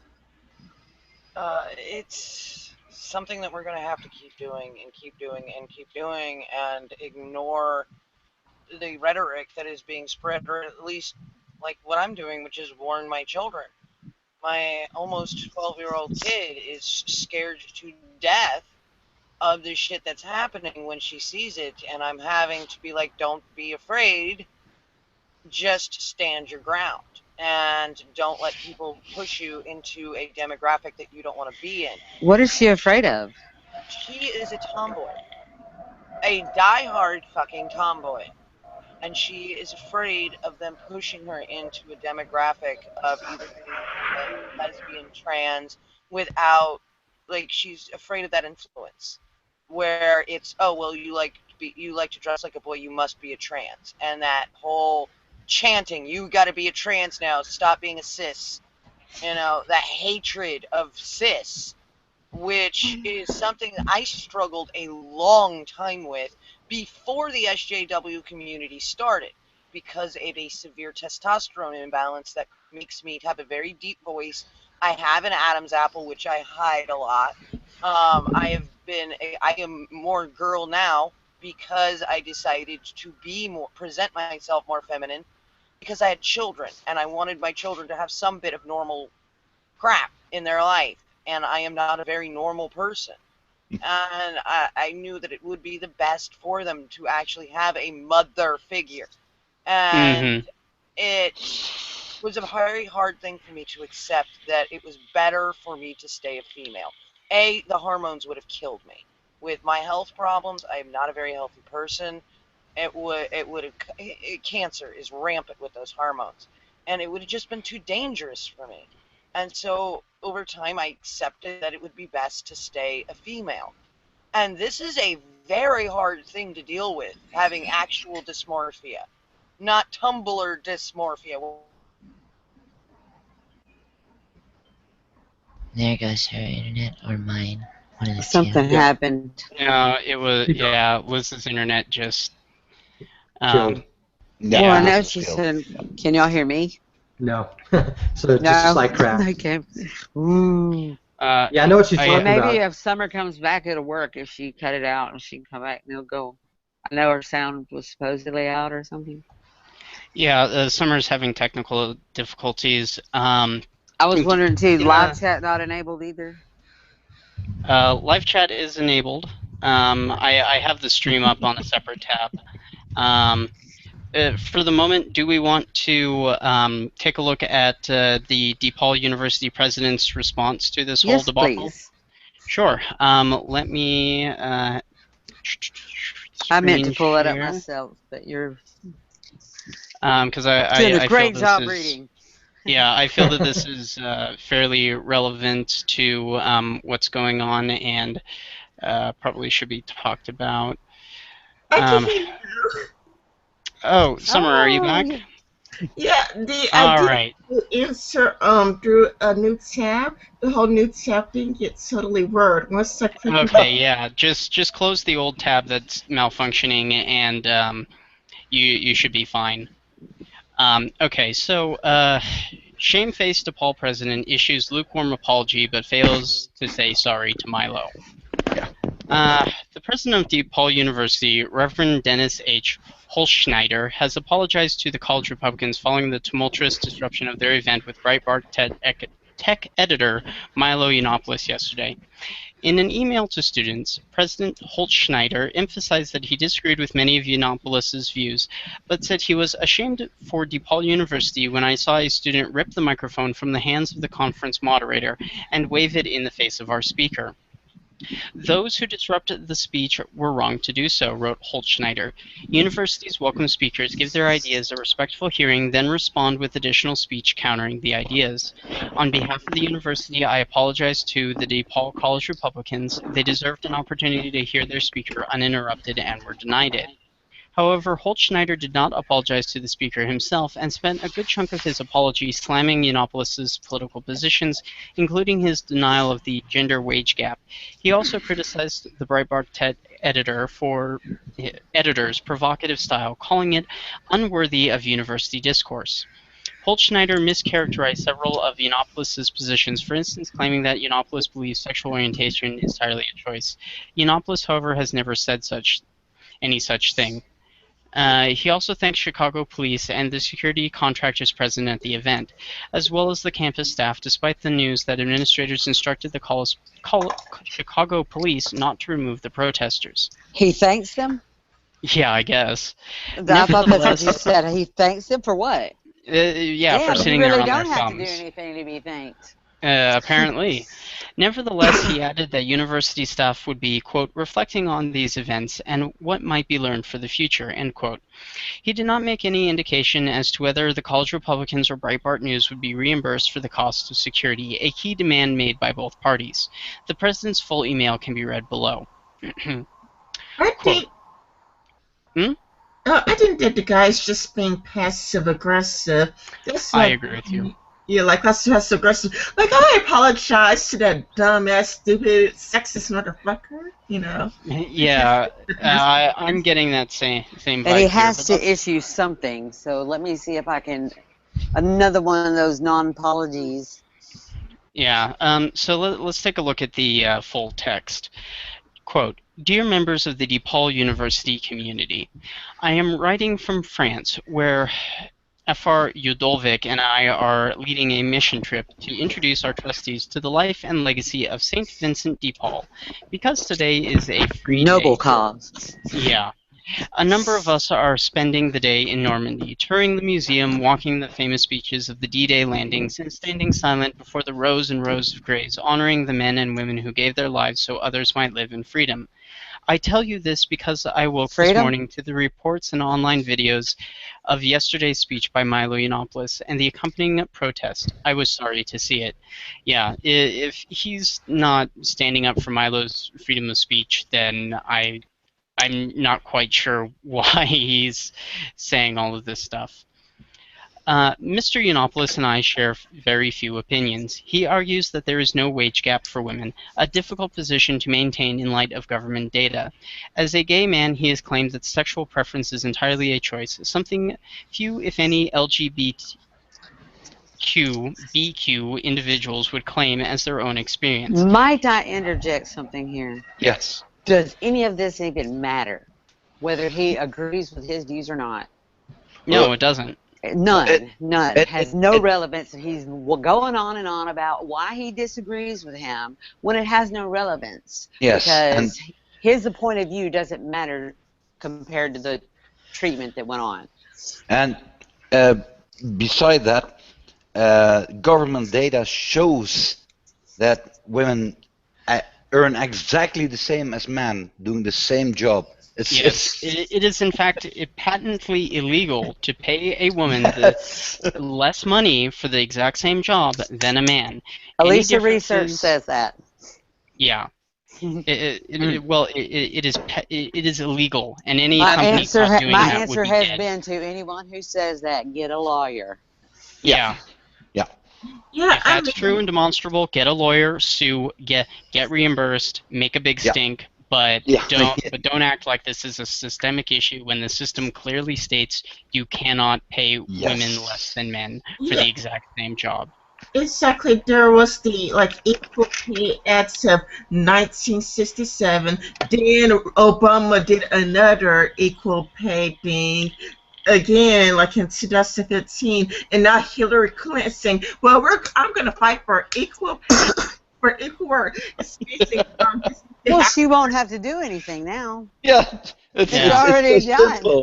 You can show the thing, and then just go run with it. The only idea that I've been able to come up with some of these things, it was one, and I'll go by with the police. One time, I said that they were just a roadblock thing, and we're doing something. I said, I really don't think you're allowed to do that. Trying to open my glove compartment, and they're like, I'll tell you what I can and cannot do. Mm-hmm. And I was like, oh well, which I had nothing to hide, but I'm like, let me file that away in my brain. And I'm like, they really don't. The laws and finding out your rights has gotten so difficult. Yeah. And they change things. You don't know what you can and cannot do. People are confused. And I'm like, I think everybody's going to start writing some editorials. Today we're going to talk about this. Yeah. Because people don't know. Local paper be down, wherever it is you have to do something, they don't know what they can and cannot do. And under fear, they just sit and believe when they hear this stuff. When it's just where have you been? Yeah. Unless there's something in plain sight, they can't ask you to open or do anything else in the car. Now, they can ask you to do it technically, and you can either say yes or no, but they can't force you to do it. So no, they were just reaching in the window themselves and we're going to open it. Yeah. And I'm like, no. That's not how it works. And that's not really the point. It's just that, I will tell you what I can and cannot do. Yeah, and it was an intimidation tactic because they can do what they can do and make you think that they... it's just like all the people that get entrapped into, knowing you have drugs or something in your vehicle, I'll let you search it because they make you think, it's for your own good. And were you an idiot or what? Yeah. You didn't think that kilo under your spare tire was going to be found? And, they thought it was going to be really lenient on you when they did find it because you were so kind as to let them go ahead and search your trunk? And Even drug dogs are suspect because drug dogs will respond to their handlers and will run false positives and basically give the people or give the police officers probable cause to search when the dog might have actually not smelled anything. Well, they actually counted too. My brother's a dog trainer, and his friend trains police dogs. They can actually, with the handler, train the dog to obey a signal that leads them to indicate. It's like another command that their handler is giving them that's on the sly, that the dog will go indicate at a certain area so that they can continue and do what they want to do because they say they then have probable cause.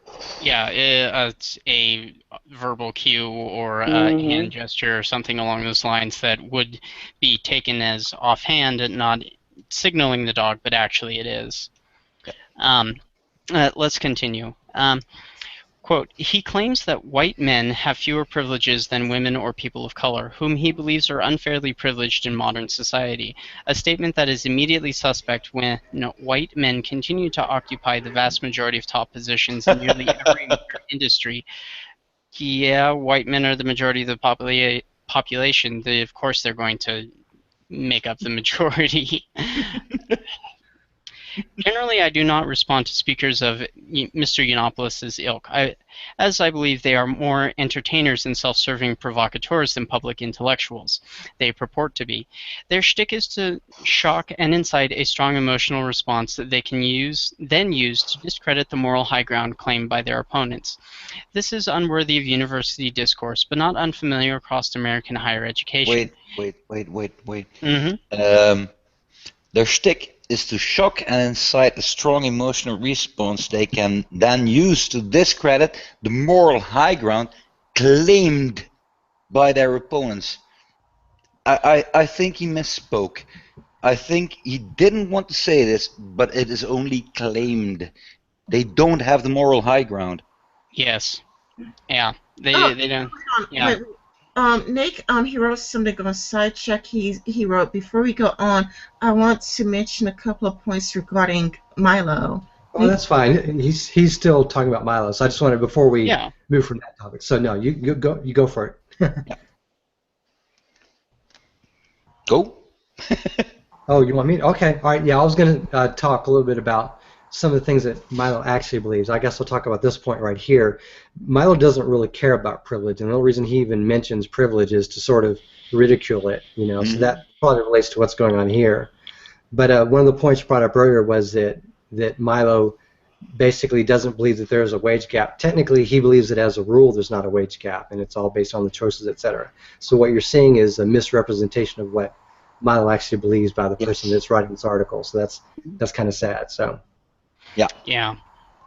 And the other thing I wanted to mention is what Milo has always talked about regarding sexual preference as a choice has been more a matter of it could be a choice, it could be genetic, or maybe a combination of both.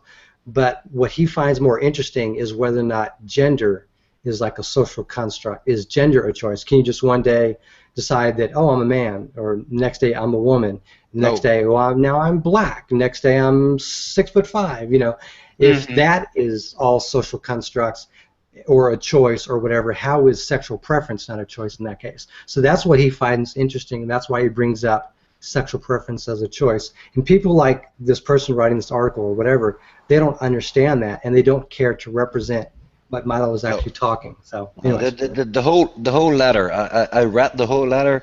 It's one piece of misinformation after another. It just keeps going on. It's misinformation, misrepresentation after misinformation. It's horrible. Yeah, it really is. Okay, so there will always be speakers who exploit the differences within our human community to their own benefit, blissfully unconcerned with the damage they leave behind. Yes, this is true. Quote, now our speaker has moved on to UC Santa Barbara and UCLA. We at DePaul have some reflecting and sorting out to do. Yes, you do. Quote, students Affairs will be inviting the organizers of both the event and the protest, as well as any others who wish to meet with them for this purpose. I've asked them to reflect on how future events should be staffed so they proceed without interruption, how protesters are to be more effectively assisted and enabled, and how the underlying differences around race, gender, and orientation that were made evident in yesterday's events can be explored in depth in the coming academic year. I would very much like to see this videotaped and made public, because if they're actually going to hold an event between the DePaul College Republicans and the organizers of that event, or of the protesters, I want to see that videotaped, recorded, made public, and I actually want to see how the student affairs of DePaul University deal with these two groups and how they favor them, because I find this line, how protesters are to be more effectively assisted and enabled, to be very interesting in the word choice. Yeah. It's very beautiful. The protesters should be assisted and enabled. No, they shouldn't. They should bug out. Someone has something to say. He's on Is it stage. not common practice, even places where they know there's going to be a protest? Okay, we'll consider Westboro Baptist Church. That cordoned off area over there. That's for you. You have to stay so many feet away. You have to stay so many feet away from these people. Yes. And are there not things like that? Okay, let's see it. Yeah. All right. Quote, as this proceeds, I wish to make a few matters crystal clear. 1. Yesterday's speaker was invited to speak at DePaul, and those who interrupted the speech were wrong to do so. Universities welcome speakers, give their ideas a respectful hearing, and then respond with additional speech countering the ideas. I was ashamed for DePaul University when I saw a student rip the microphone from the hands of the conference moderator and wave it in the face of our speaker. This is a good thing. This is a clear statement for free speech. Yes, it is. Yes. However, it's mired in a whole bunch of misinformation and because it was one of his college people that he's kind of apologizing to. It's not Milo once again. Yeah. He's still leaving him out, so there's a mixed message there. Yeah, he's appeasing the young Republican club in a way. Yeah. Basically trying to get them to stay and not all unenroll and move to another university. Which might be Oh man, I wish that now there's a protest. I really think that they should enroll and move to another university. Or I think that they should sue the college. And I strongly think that they should sue, especially if they had to spend all that extra money at the last minutes for security to not do anything. And I read the definitions of assault and battery. There were people that could join in on this. That's basically enough people for a class action to say, I felt endangered. Yeah.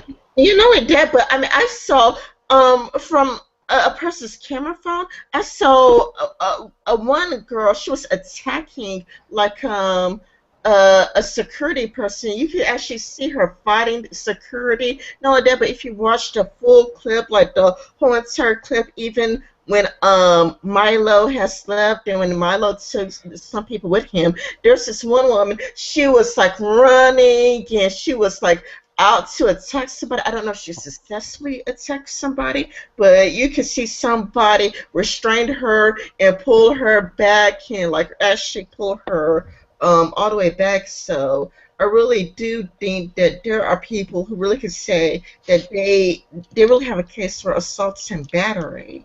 And people should get suspended. They should get expelled. Some of these people, like that girl, that violent girl, she definitely should get expelled. I couldn't find her name. What is it? I can probably look it up after this. It is out there. Look, if you subscribe to Mike Cernovich's Twitter, he's already, and a few others have mentioned her name. So is she? So she is a student there. I believe she is a student and the daughter of a director I knew you said Chicago like PD, something with the pretty. Yeah, I didn't know if she's a go-go dancer or what. I didn't know what her purpose was there. Yeah. 2. I was alarmed when I watched individual students on both sides intentionally provoking the others with inflammatory language. Note he states both sides. Yeah. But I was proud when I saw students, many students, working to calm each other and at times even hold people back from hasty decisions. Many of our students understood that protests only work when people conduct themselves honorably. I wish to thank all of them for self-monitoring the crowd's behavior. The experience could have been far worse. A far worse experience had they not done so. What about the security? Security did nothing, and security is the ones who should have been monitoring and policing this event. Yet they were instructed to do absolutely nothing, which is atrocious to me. Yeah, did you ever see that commercial where it's like this bank is being robbed, and he's a security guard, and they're like, why are you as a security guard not doing anything? And he says, no, I'm a security monitor. I'm to let you know if something goes wrong. There's something wrong. Yeah, exactly. And who is their authority and who do they report to? I mean, they could have some leeway there if it's campus security and an authority figure told them that this is what they had to do. Yeah. Well, that is what happened, I think, for the security that was there. So. Yeah. Yeah. PD would be a different story, but for them, Sure. you know, I don't know who their authority was. The police were called and apparently showed up, but didn't do anything. Probably because of that girl who's related to the cops. Sorry, what was that, Summer? That's one of these students. I think her name is Kayla. I'm not sure, but her mother is like a police officer, administrator, or something. Yeah, a director within the Chicago PD or something like that. And she was just blatantly appearing to be like, it was like the people in a protest that are trying to get arrested to make a point. Yes. You know, like, I've been thinking about that. Like, these people, they clearly don't care if they get arrested or not, but I think it's because the media always spins the narrative. Like, let's say that they did get arrested. You know, it's kind of like, oh, the police, it would always be the police's fault. Not only would all the blame go to the police, but it's kind of a lot like, if they get arrested, they would be compared to Martin Luther King. Like, it's Martin Luther King all over. Oh, yes, of course, of course. Their martyrdom. Repression narrative, yeah. Yeah. All right, let's see. 3. I wish to thank our student affairs staff, public safety team, student center employees, Chicago police, and temporary contract safety personnel. They were thrust into an unexpected and challenging situation that we must examine for hard-learned lessons. I am grateful that how could this not be expected? Yeah, it was a completely expected situation because Milo's speaking events time and time again have been protested and disrupted like this. It's been all over the news. If this man is what president of the university, and he doesn't follow the news. I what guess kind not. of man is this? He's too busy in the French Riviera sunning himself and drinking wine. No, it's not a Riviera. It's the beach. What is it? Omaha Beach? Normandy.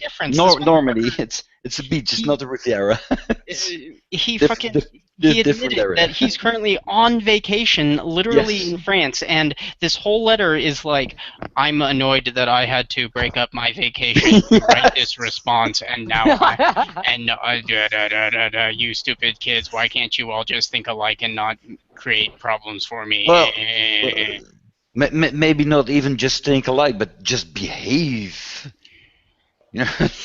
No, he wants them to all think alike. Conform, not behave, I guess.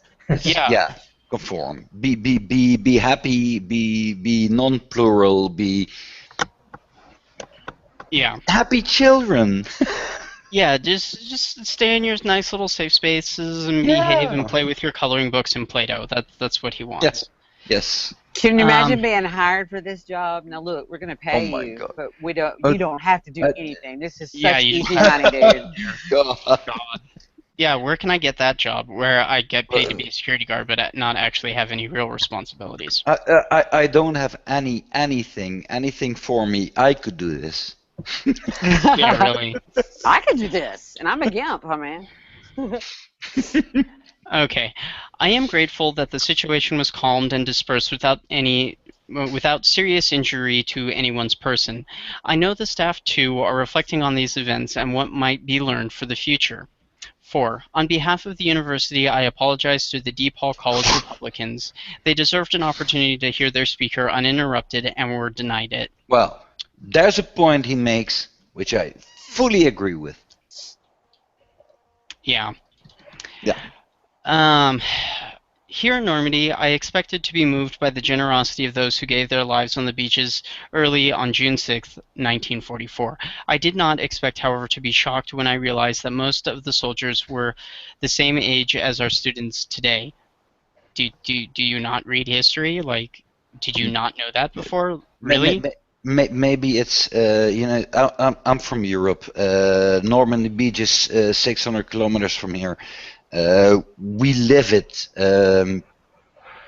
You in America, you're 8,000 kilometers away. Mm-hmm. It's different. Yeah, you know? It is. It is.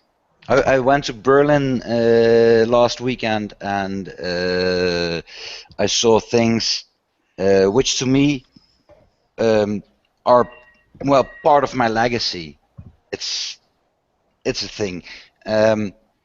The only thing that really shook me, it shook me, was a story of a 6-year-old girl who was epileptic and who was killed. Mm-hmm. And they didn't even know who killed her.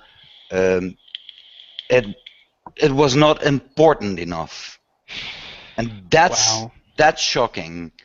And the thing on the beach is it's we know this. We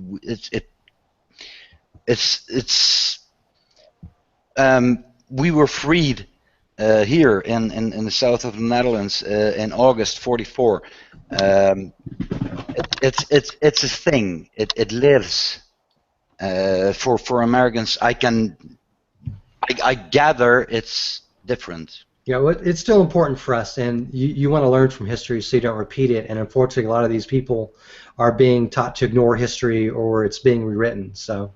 Yeah. Don't ignore it, because it'll happen again. Yeah. Billions of people died. Yep. Yeah. The rows on rows of white crosses in the American cemeteries speak to the selflessness of the human spirit at early adulthood to lay down their lives for a better world. I realize that many of yesterday's protesters hold similarly noble goals for a more inclusive world for those traditionally held aside by our society. This is why I think it's just like paying lip service to the college Republicans so that they won't drop out and go to another university, because he's clearly in favor of the protesters. So I really think that the college Republicans should just drop out and sue them. I really do think that if they sued the college, they will have a good case on their hands. Yeah, I think so too, but time will tell how this all shakes out and what happens. I mean, it's only been a few days since the event, and the major figureheads like Milo are not in a position to really do anything just right now. Well, they could probably use the traditional argument against them that the school was not providing them with a safe space. Yes, I would love to see that. But ultimately, suing is never a winning move. It's just not. Just letting it go, be the martyr. It's what wins. Yeah, you can set a positive example out of this experience. Yes. And maybe use it, for other things in the future. Maybe they can get a new event that is better treated by the university, hopefully, for others. Yeah. Yeah. I realize also that these young soldiers died for all the freedoms enshrined in our Bill of Rights, including freedom of speech and assembly, which were flagrantly violated by the Black Lives Matter protesters. I mean, it's just ridiculous to think that they can run up there, disrupt an entire event, and say, no, they're okay. They're exercising their freedom of speech. No, they weren't. But no, you can do it outside the building. Yes, and beside that, I read a great article a couple of weeks ago that said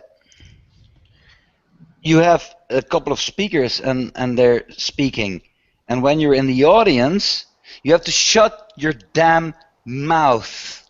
You're not a speaker. It's that simple. Just shut it. Listen, and there's a Q&A, and use that. Yeah, because exactly. That's what. If you're in the audience, you're not invited to speak. Mm-hmm. All right, so let's finish this, and then we can get to the rest of our reactions.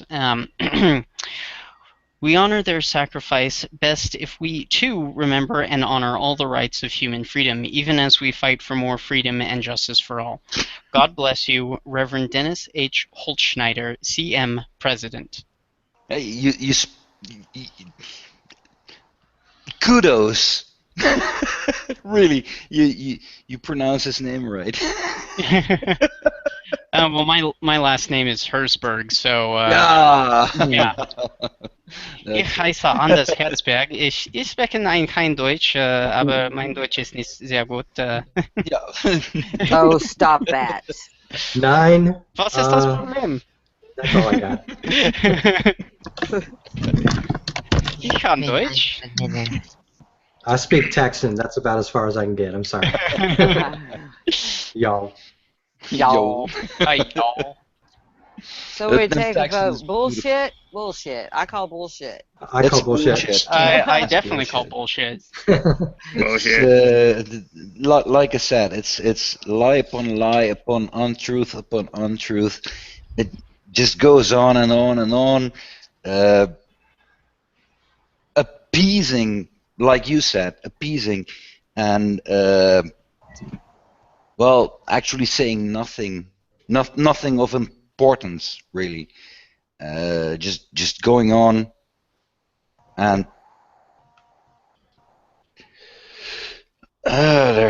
sorry, the words slipped me. Yeah, it's because you were like me and you were banging your head against the wall. God damn it. For me, I don't think that the young college Republicans, I don't think they should have allowed the protesters in. That was their number one mistake. To try to be nice. Like, oh, well, if you really want to be in, you're so mad that you can't come in. Okay, fine, then we'll let you in. Listen, why are you doing this? I mean, they should know that Black Lives Matter people are very radical. They should have kept them out. Yeah, you know, one thing Milo could have done is maybe have some friends like near the very front of the stage that would maybe run some interference to some extent. That could have sort of minimized or bladed some of the action of them rushing the stage and essentially stealing the mic.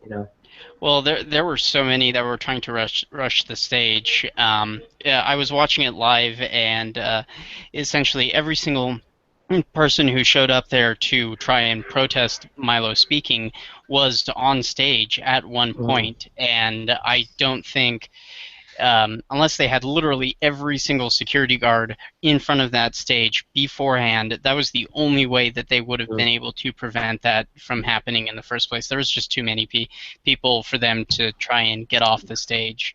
Yeah. I was quite humored when Milo said, "Okay, I know what to do. I'll just come down there." Yeah, that was. You want the stage, you can have it. Was brilliant. He basically said, "Okay, I'm gonna go into the middle of the crowd, talk to everybody, and kind of have a campfire discussion and take selfies with people and shit like that." No, Milo's response to it was very calm, very measured, and very much in his style. And I thought he did a really good job, despite the fact that they literally shut down the whole event, which was a huge shame. Yeah. Like, even when Milo just went down to the crowd and tried to talk to everybody, the guy like blew whistles into the microphone and he kept yelling, "You're an idiot!" Yeah, Oh yeah. he did it. I was really glad I wasn't listening with headphones, otherwise I might be deaf right now. Probably. Yes, but for me, I disagree with the modern idea. I personally think that these college kids should sue, like when it comes to like, what's his name, Mark Schreiber, and when he pressed assault charges against Melissa Click, I think he did a good thing, and I think that, it's kind of like, because the media is not on their side anyway. The media would never be on their side, and me as well sue. Well, that's a civil response, at least, instead of violence. So that would be an alternative. So yeah. Anyway, since it's all quiet now, have you guys talked about Lindsay yet? No, I don't think we have. Okay, I'll talk about Lindsay, and I found it because of Milo's Twitter. He was tweeting about her, and let's see. I would show you Milo's Twitter. Do you guys see it? Yes. This is Lying Lindsay, the DePaul admin who promised to remove the protesters, then told Chicago PD to do nothing. He's writing a letter to her. Let's see what it says. Dear Lindsay, can you please confirm that DePaul won't be charging for the security you provided this week, and that any money paid by the college Republicans to you so far will be refunded immediately? Best, Milo. Let's see. And it's kind of a lot like, oh wait, I forgot to read this. Lindsay promised to remove disruptors in Milo's talk, but here she stands doing nothing. After speaking with our Vice President for Student Affairs, there is not a time limit associated with the progression between Tier 1, 2, and 3 for the protest crisis response. We will have a meeting with you. Dave, me, as Tier 2, the Public Safety Security, as Tier 3, to best determine a plan of action on the nights of the events prior to the doors opening. As a reminder, we will intervene as needed according to the tiered protocol if when the protests become verbal and disruptive to the point they interrupt the speaker from continuing the program, since no university can make that out, are being transferred. Probably funds. Funds? Yeah, yes. Maybe. Yeah, so there she clearly states that any disruption to the point of preventing the event from continuing will be dealt with, yet she has them do absolutely nothing. That's ridiculous. It's a breach of contract. It's flying in the face of everything that was just stated by her inaction. The hypocrisy from these people is amazing. It really is. Yeah, it is absolutely amazing. She was just walking around doing nothing, as if this is totally normal, and I would never forget her face. How could she just watch this whole thing go down? How could she watch? I mean, I was genuinely afraid. I was genuinely afraid of people getting hurt. And even if you watch from a camera angle, you could see this girl physically attacking security. She was like really fighting them, and yet emotionless. Simo. Well, I mean, it's like... So to me, it looks like, if you look at her face, she really looks like she's out of her league. She looks like a deer in headlights. Yes, a deer in headlights. She doesn't know what she's doing. She just they left her in there charge while the president was in France. Yes. She was totally out of her league. Her face is blank. It's not emotionless. It's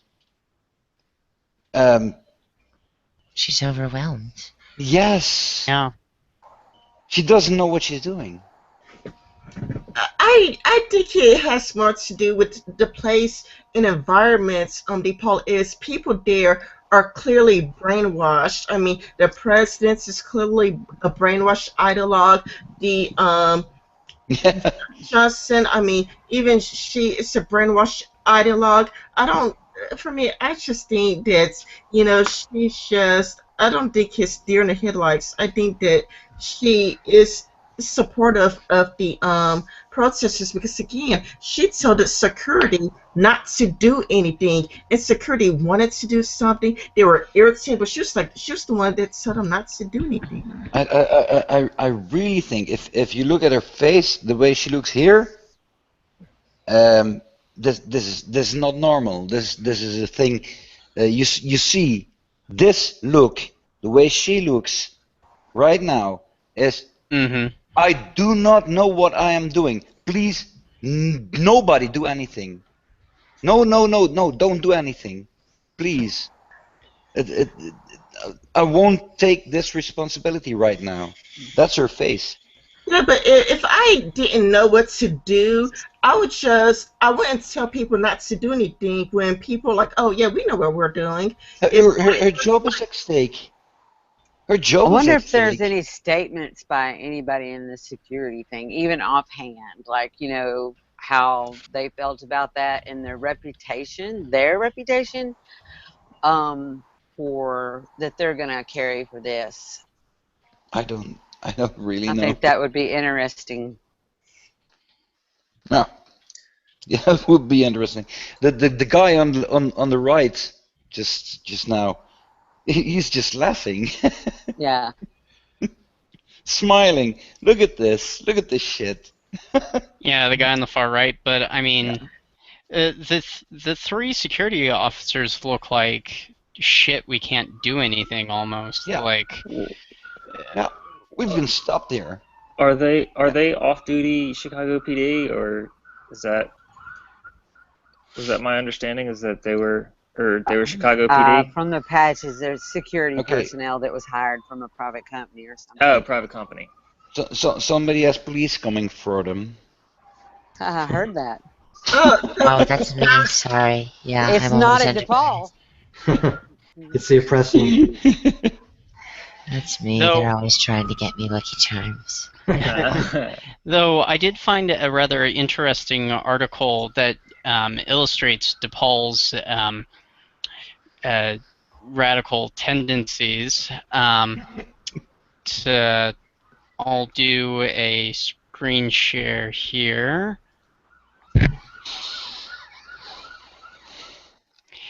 Meet DePaul's radical director of religious diversity. According to posts on social media, DePaul University's radical assistant director of religious diversity, Abdul Malik Ryan, admires convicted cop killer H. Rap Brown and believes that pro-Israel Republicans are white nationalists. According to an online bio, Abdul Malik was born Michael P. Ryan and accepted Islam in 1994 after his, quote, encounter with the life and legacy of Malcolm X.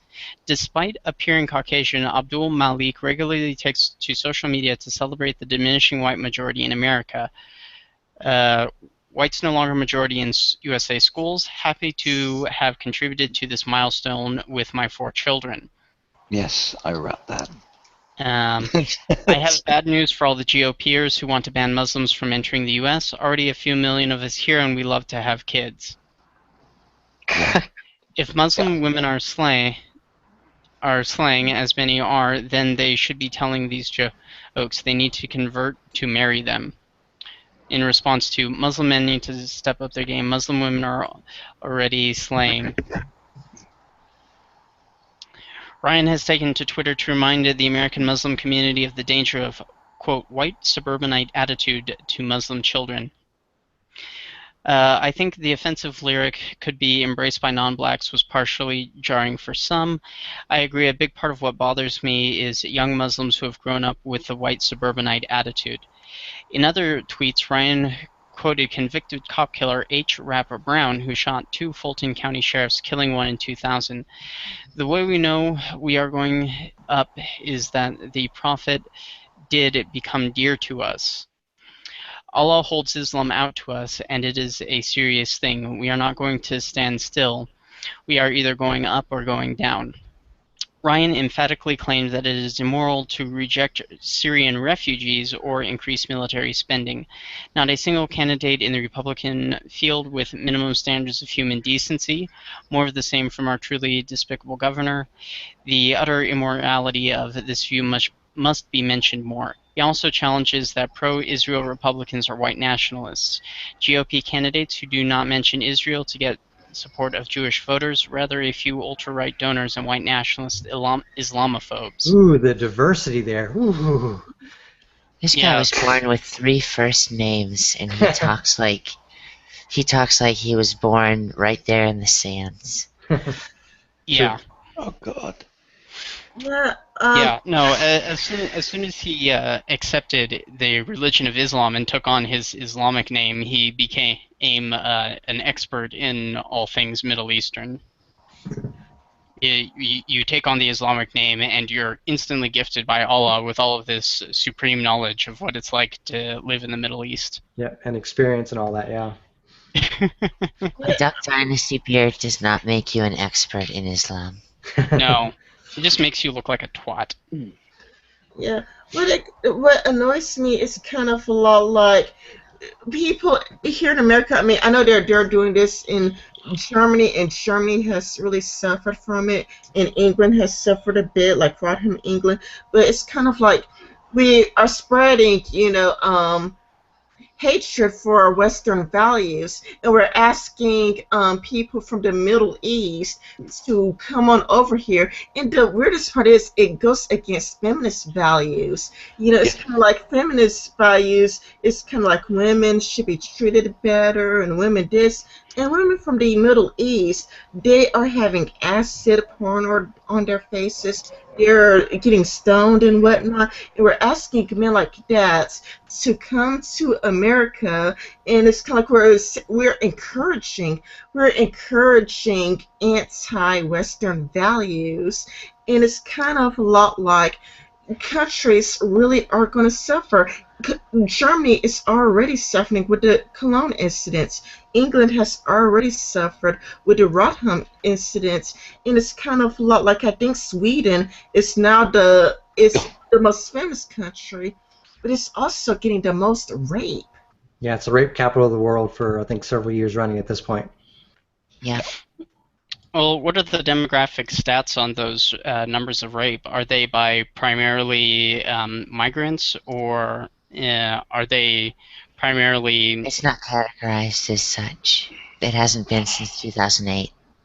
That's super annoying, because I don't want to jump to conclusions and say, oh, it's all the migrants' fault, but if they're not categorizing it that way, then, what other conclusion can we come to? Oh, sorry, go ahead. When I seen Kraut's video, I was watching Kraut's and T talking about it, one of his videos, and it does seem like it's mostly coming from the migrants. Yeah, that is the conclusion that I would jump to myself, but I want data to back up that conclusion. He has showed some graphs and data in his video. Should I give it to you? The Sandra guy has good data on that as well. Let me find it, and I would should I put it on Twitter or should I put it on side chat? I'll just find it and I'll put it on side chat. Let me look for it.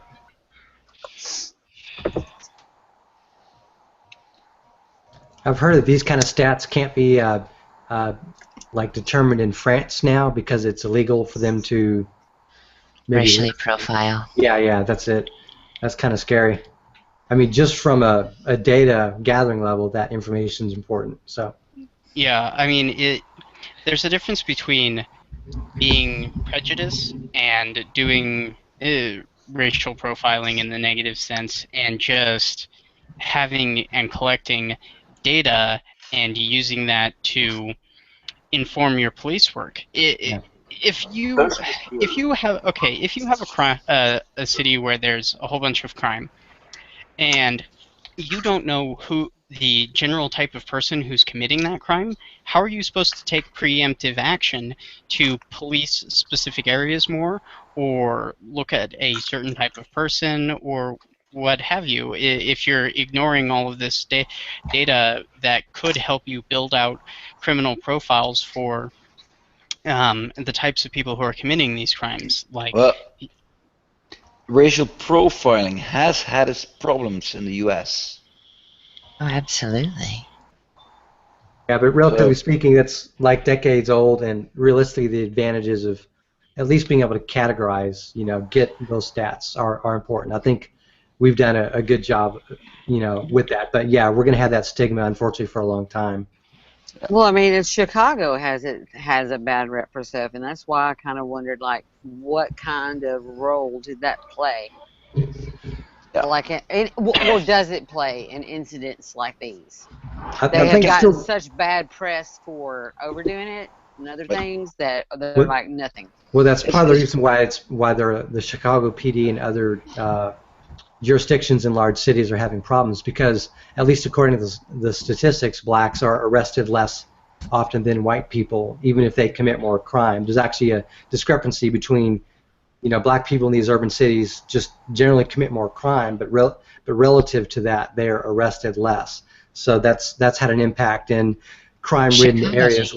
A unique case, though. True. Chicago's black criminal population is far more violent and direct, especially in the southeast corner of Chicago. Yeah, understood, but this continues into other cities like New York and Los Angeles, and there are different, how do I say it, slightly different racial and gender makeups there, but again, mostly it's minorities committing these crimes. But in terms of the percentage of those creating these crimes compared to the amount that's arrested, there's a discrepancy. Not enough, relatively speaking, like black people or Hispanics are arrested compared to that. So there is that stigma, but it's actually forced the police departments in those areas to actually restrain themselves more often if there is a black person or a Hispanic person involved. And that begs the question, does racial profiling work? And if it works, how can you make it work? Because we don't know. We really don't know. It's I saw a thing on Imager yesterday, I don't know, of 3 Muslims.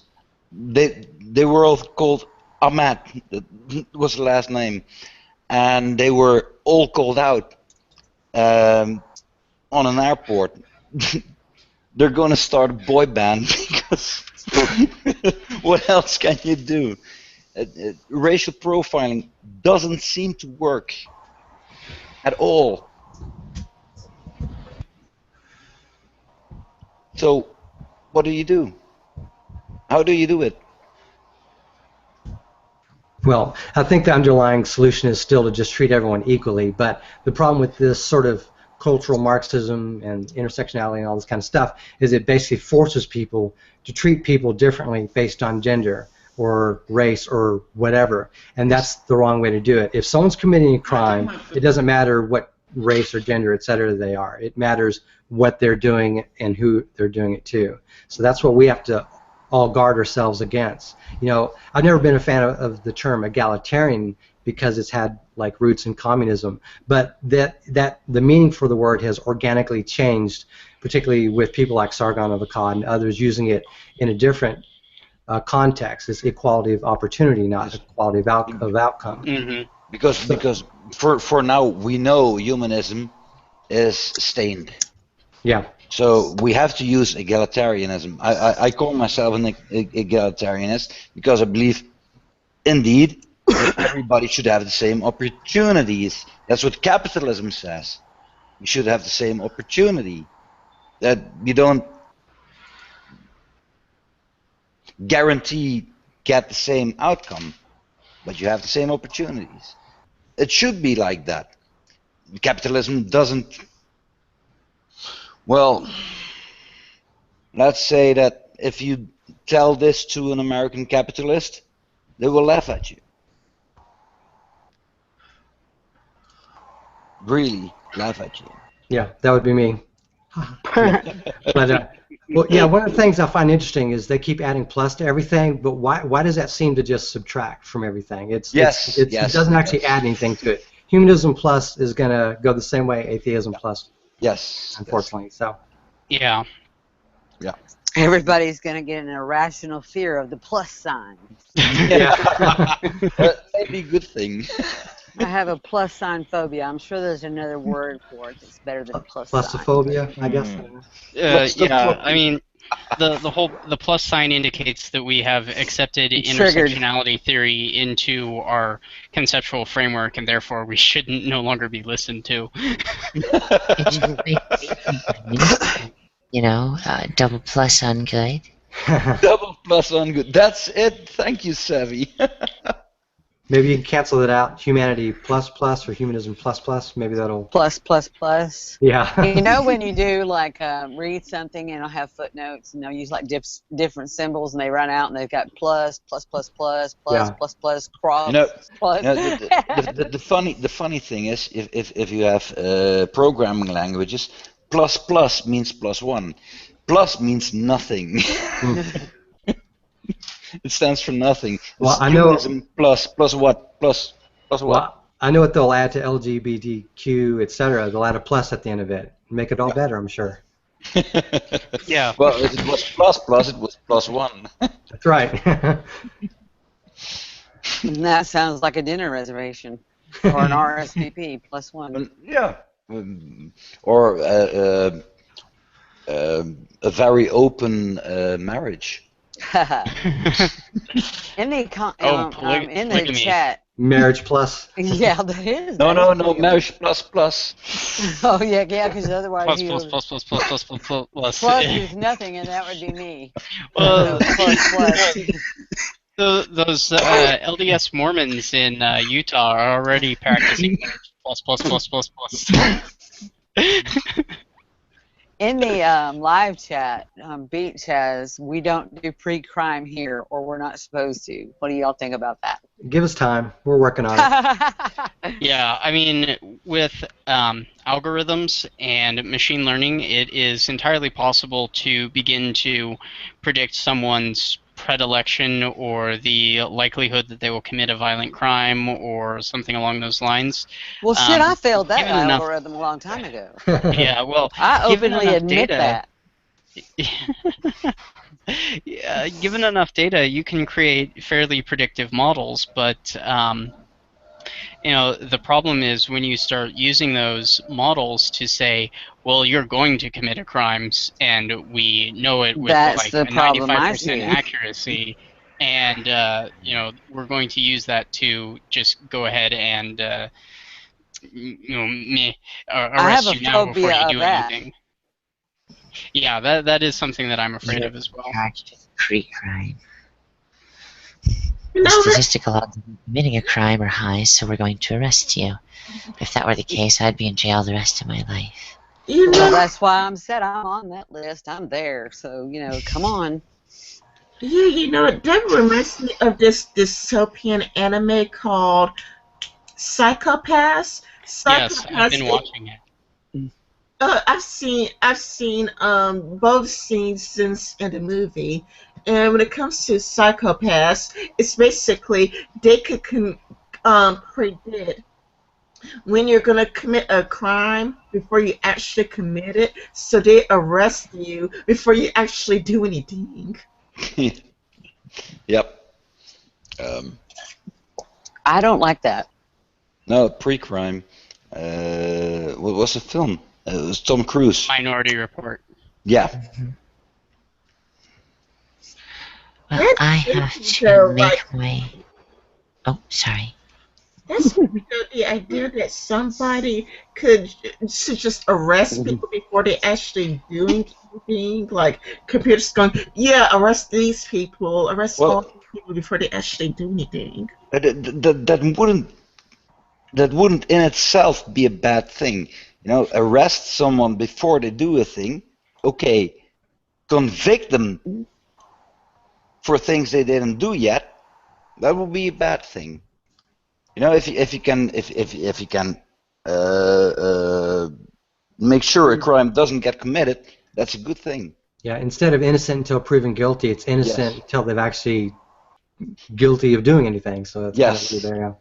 Yeah, it's the same thing, but pre. Yeah. Yeah. No, and the worst part about psychopaths or whatever is that you can actually, I think, with the dominators or whatever, you can actually kill a person before they commit a crime. I think so. If their psychopath is really high, you can kill a person before they commit a crime. Well, you know that they say though that most of our successful CEOs, leaders, and that kind of thing fail the psychopath test highly. Yeah. It takes a little bit of, narcissism and a low risk aversion to be able to do those kinds of things. Not caring to lie, like say to your constituents and all that thing, like with no intention of doing anything, telling this one I'll do this and this one I'll do that, all to get votes, all to do this stuff, and not with no intention of honoring any of it. Yep, that's pretty sociopathic. Yeah. Yeah. I actually must run, loves. Mwah. I love you. Bye-bye. Have a good one. Thanks. Take care. I think that actually explains a lot of politicians. So. Well, that's what they say. I read an article about corporations and how they are sociopathic. It's great because it's all there. The risk aversion, the blaming others,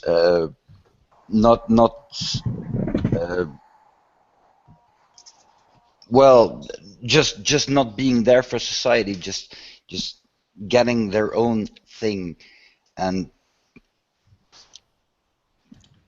dealing with everything in a way that's only good for them. Yeah, self-interest, basically. Self-interest. Only self-interest. Yes.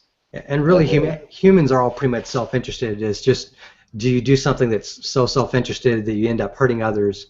That's the key. So that's problematic. Yeah. to borrow a SJW word, yes. Well, that's the thing. The word problematic is actually valid. It's just they overuse it for all the little things, microaggressions, etc., that they sort of pollute it. But that's why we sort of feel guilty for using it. But that's part of their goal. They sort of overuse and overblow things, and it hurts the rest of us. So we have to sort of walk on eggshells to not offend or whatever, so.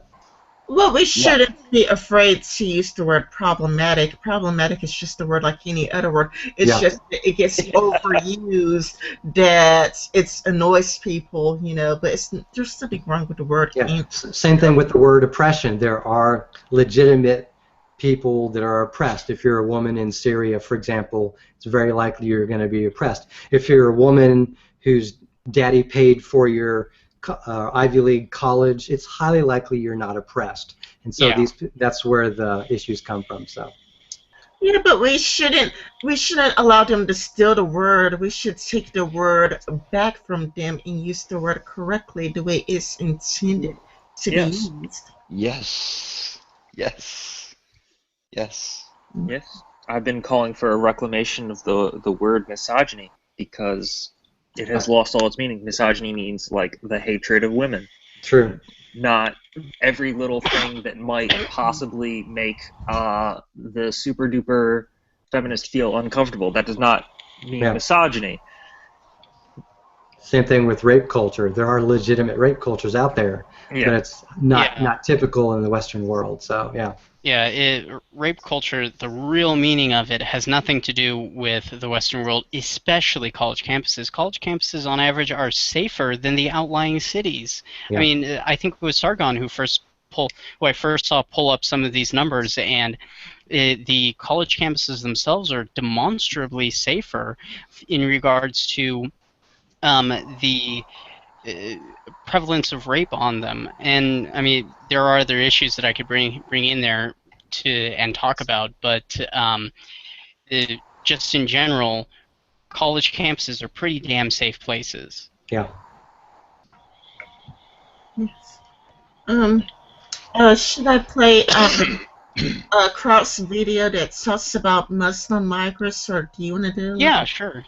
Do you want me to host it, or do you have all of your technical difficulties figured out? You can host it if you want. Yeah, I have a feeling Andrews probably has a better PC. Yeah. Just looking at the headset. Braggart. AMD FX 8120 CPU running at 3.1 gigahertz, the 8-core bulldozer architecture with an NVIDIA 970 graphics card SSC. Yeah, he's good. Whatever you just said. A bunch of letters, LGBTQ, I think that was in plus, or something. Plus. Yeah, computer plus. Exactly. It's LGBTQ for techies. That's right. That's what I just said. All right. Summer, do you want me to start at the beginning of the video, or? Oh, you don't have to. I gave you this timestamp. It's around 7:11. All right. Let's see here. So I'll scroll to there. Let me see here. The Muslim problem Europe needs is yeah. The movement. So I don't know how to get audio going on this. Are any of you familiar with how to get audio running for this video? Because right now it's just picking up my mic. Oh, I've heard that's a thing. Well, let's see here. So we can just go through and see some of the statistics that he brings up here at the very least. I can play it on my computer. I'll try hosting it on my computer. We'll see if that works, and I'll ask all of you if you can hear it. Okay, I'll try. Muslim thugs. The views of okay, the yeah. Can you hear it? Yep, we can. Okay, I'll play it. Muslim migrant are a million times worse than any of U.S. evangelical hillbilly fucks. The U.S. Christian conservative may believe in pray the gay away. The Muslim migrant, however, believes in hang the gay away. And the numbers back it up throughout most of Europe, with crime statistics showing how the increased Muslim population has created an increase in crime, hate crime, and just general antisocial, violent, disgusting buggery all throughout Europe. The structures of parallel societies all throughout Europe are also coming into existence, with Muslims preferring to take their issues to some imam rather than to a court of law, for example. We had a case of a man who was almost murdered here in Germany, in Munich more specifically, both the assailant and the victim being Muslim. The case was investigated by the police, but the victim recanted his statement, with an investigation later revealing that both had taken the matter to an imam. That is a parallel legal system, a part of a state within a state. Okay, he just basically showed the numbers of the crimes that Muslims commit, and they are all very high. Yeah, it's kind of scary. Even here in the U.S., I don't think we have similar crime statistics for our illegal population who's coming here illegally. I don't have the numbers off the top of my head, but I know that the amount of Hispanic and illegal criminals committing violent crimes like that are not the same as even the rate of black crime. So it is a very different issue in Europe, and this idea that you can compare the Muslim migrant problem in Europe to the illegal immigration problem from Mexico into the U.S. is laughable at best, in my opinion. Yeah. It's apples and oranges. Yeah, let me just read this real quick. Sweden estimated 77% of rapes committed by 2% of Muslims male population crime statistics. The total Muslim population in Sweden is estimated at 4.4% from 2013.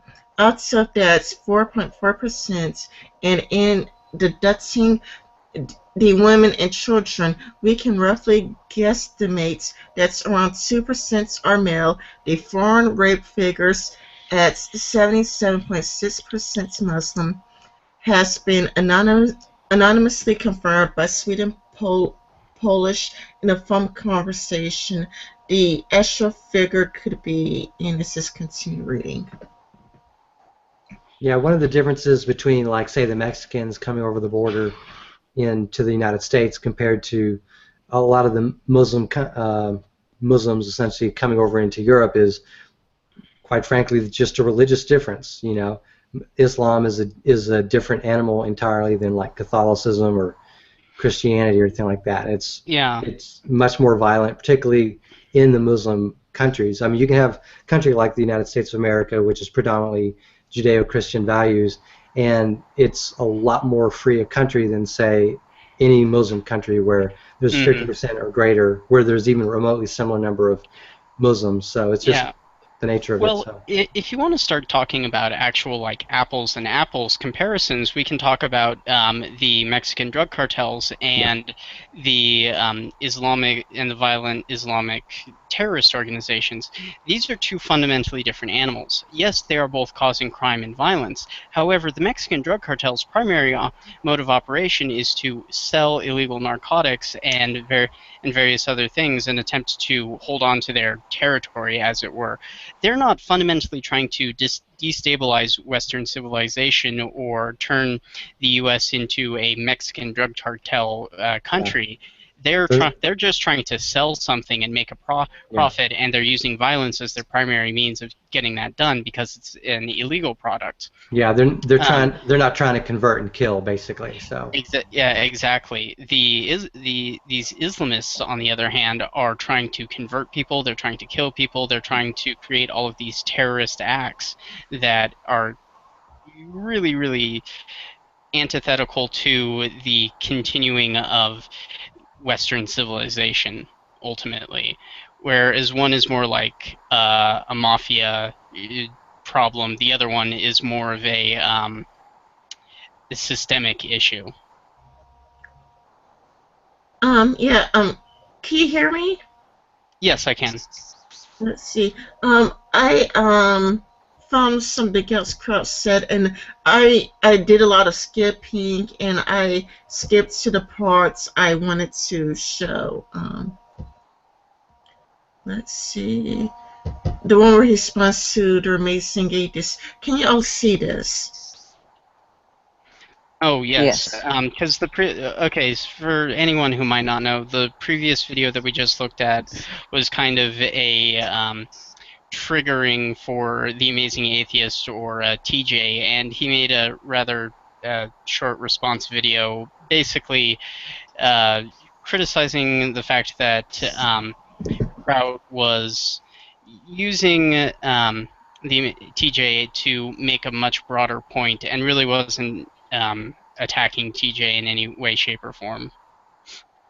He was essentially trying to point out the difference between the American secularist movement, which was fundamentally involved in the Christian conservative Bush era, and was a response to that, versus what Kraut thinks, or what Kraut seems to think as a secularist movement against Islam that is needed in Europe. Of course, without trying to put any words in Kraut's mouth. Okay, should I play it? Yeah, sure, please. Sex before marriage.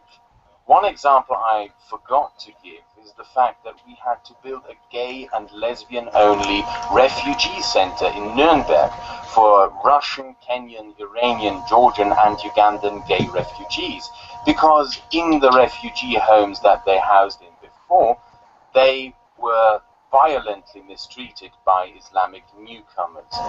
The map I showed at the beginning of this video is from a Twitter account called XY Einzelfall, which lists confirmed instances of criminal activity such as murder, assault, sexual abuse of children and other by Muslim migrants, and pinpoints them on a map.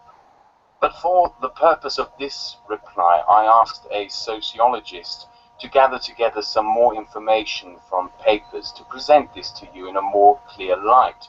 Some of you may know him through his YouTube channel, Dr. Layman. Hi there, Amazing Banana, I'm Dr. Layman, and I've heard that you don't really give a crap about Islamic crime and violence, so let me drop just a tiny little truth bomb on you. In Germany, migrants from Islamic countries dominate almost every type of crime you can come up with. Murder, manslaughter, sexual abuse of children, you name it, they dominate it. Also, second-generation Muslims are several times more likely to commit battery, theft or assault than their German counterparts, with Turks being the biggest suspect group overall. 66% of all German Muslims view themselves as being Muslims first and Germans second, and 13% of all German Muslims believe that violence in defense of Islam against civilians is at least sometimes justified. But it's not just Germany.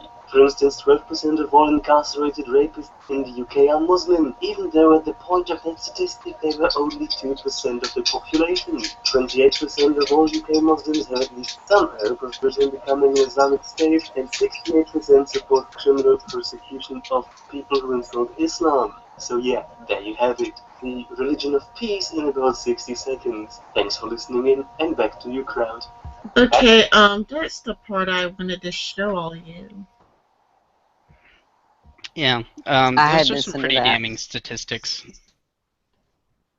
Yeah, I think TJ is just ignorant. I've never been personally a fan of TJ myself. I know a lot of people have been, but he's just uninformed and maybe somewhat blinded, you know, to what's been going on. And you know, it is what it is, you know. But I haven't followed him. I don't know if he's changed his mind or if he's learned anything different. Some people like Stevie Shives won't. So, anyways. Yeah, I don't want to comment on this particular issue too far, given that there's a video where Kraut went on the Drunken Peasants podcast and actually talked with TJ. Mm-hmm. So I don't want to make any further comments myself on this particular topic until I actually have a chance to catch up on what's going on in that. Ditto. Because people asked him, was they nice to you? And he said it was just weird overall. He said that they agreed with him a lot. He said that they agreed with him on a lot of issues. So it was just weird about how much they had in common, you know. I think if anything, TJ responding to Kraut has only bolstered Kraut's subscriber numbers. Yeah, it did. I mean, he was at like 6,000. Now he has like 7,000. 7,499. Yeah. He should hit 8K subscribers here soon, if his growth continues. Celtic Runeslinger, it was the most recent Drunken Peasants podcast. It was released today a few hours ago. Yeah, I haven't had a chance to watch it myself. Me neither. Yeah, I just wanted to start the live stream because when that happened to Milo Yiannopoulos, I'm not going to say I'm a huge fan of his, but it's just that, you know, the way they behaved, it's so outrageous, and it's kind of a lot like a few years ago. I'm pretty sure that nobody could ever imagine something like this ever happening. But now it is happening, and it's crazy. Kids are behaving more and more disturbed. Yeah, the thing about the left that's interested me is that, you know, it used to be decades ago, you know, they used to be in the camp of, you know, I may not agree with what you say, but I'll defend your right to say it. And then a lot of people on the left are now the complete opposite of that, and that's what's thrown off a lot of people. I'm basically in that conservative/libertarian camp myself, so I've always believed that. But I've always debated liberals who've also believe that. So we've had that as sort of a similarity, like a common point to then discuss other things and then disagree. But a lot of these progressives on the left, the so-called progressive left, to me it's crazy that they've basically gone that direction. Like, it's something I've seen over the last couple decades, but to see it sort of coagulate and get bigger is just something that kind of surprised me. It's that the left got really crazy really fast. It's like, not only is it crazy, but it's like how fast it was and how much power it got over the media. It's kind of a lot like you see articles like how white men are ruining everything. I just saw something on Twitter. Let me read what I just saw on Twitter from Slate, and it's kind of like all these things targeting white men. It's just targeting. It's just crazy, because I never thought I would live in such crazy times. Here I find it. I'm sorry, it was The Guardian. The Guardian says, in Silicon Valley, young white males are stealing the future from everyone else, by Richard Watson. Yeah, the mistake is when they do target, insert race, insert gender. The instant they do that, that's when they fall off. So. Yeah, it's really crazy, and I never thought I would live to see such crazy times. It's like, it's just so much so fast, and I don't trust the media anymore. I just can't bring myself to trust any news source I read. Now, especially from the left. The left, I really can't trust left-wing media. It's too outrageous. It's too bizarre. It's too kooky.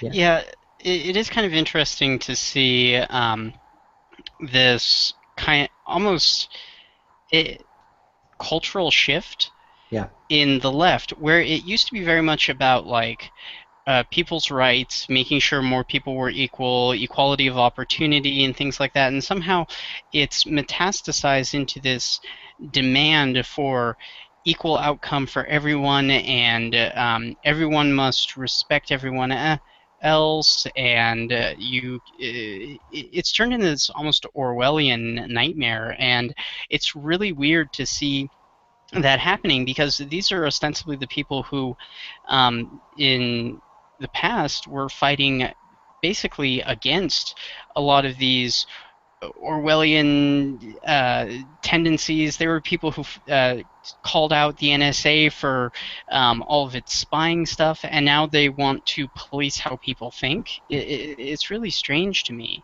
Yeah. Oh my goodness, there was like a book that's just lists a bunch of words that you should remove from your vocabulary. Oh, yeah. The book about like words that should actually be removed from the dictionary. It's the fuck? That is like really crazy. That really is Orwellian. Yeah, well, that's what you want to do, is you want to eliminate all the interesting words, essentially, and homogenize everything. So that's kind of the downside. Well, this one's going to be totally irrelevant, but we have said Hitler, Nazis, Orwellian, so Kafkaesque. We've done them all now. Yeah. Well played.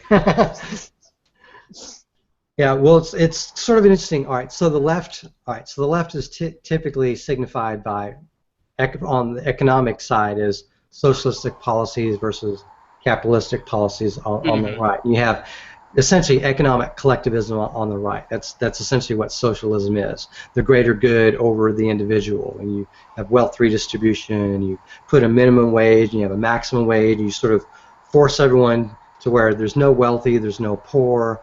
The government controls everything, and you have that sort of on the left. And that's something that has been a conflict within the left for the longest time, because many decades ago, many on the left did believe in individual rights like we did on the right. But because of that, how do you explain this, that inner conflict, that's when you had essentially the old school liberals essentially become this new school liberals where they're trying to balance, say economic, liberty and, economic fairness, and now it's just economic fairness to the extreme. And then when you come to rights, instead of try to balance individual rights with the collective good, it's just the collective good and individual rights like freedom of speech, right to petition, all this kind of stuff just goes by the wayside. And so that's something that they're just going to have to deal with. And this is why this has been a conflict on the left. That's why Gamergate evolved as sort of a reaction to how the left-wing journalists essentially went so far to the left that the brains fell out, as the old saying has, and they became very progressive, and journalism has been corrupt. And that's sort of a side tangent here, but it's that struggle on the left that people like Sargon of Akkad, he believes in socialism to some extent, but he doesn't believe the government should control the economy. He believes in individual rights over the collective rights. So that's something that the left is having to deal with right now. So yeah, it's like the left is so far left that people like me feel forced to the right. It's kind of like Fox News actually starts to make sense now. Fox News starts to. Yeah, well, I mean, the whole reason why that is the case is because even though everyone recognizes Fox News as right-wing media, what other right-wing media is there out on TV? Well, there isn't any. It's all left-wing. Some of it may be somewhat left-wing, like CNN, and some of it might be really left-wing, like MSNBC, or as I call them, MSHRC, because they're like hardcore for Hillary, and they're like anti-Bernie of all people. So. But anyways, you've got Fox News on the right, and then the equivalent on the left is MSNBC. And the reason why CNN and NBC ended up going further to the left is because of Fox News. Because the whole thing with leftist media is they don't understand that they're leftists. They're all in the same New York and Los Angeles circles, and they're all in this sort of environment. And so they don't understand that they are in the left wing. There's this absolute value of political between the left and the right, but they are relatively on the left. And so something like Fox News stands out, and all these people, they look, oh, they're so extreme right-wing. Well, who's the extreme left-wing? Well, nobody. We're all moderate centrists over here. And the fact is that everyone on the right, or even one that is truly in the center, can see that they're left-wing. So when Fox News came into power, you saw a lot of the people on the left in CNN and MSNBC purged the people on the right, all the right-wing hosts, and they went further to the left, and then all the ratings plummeted.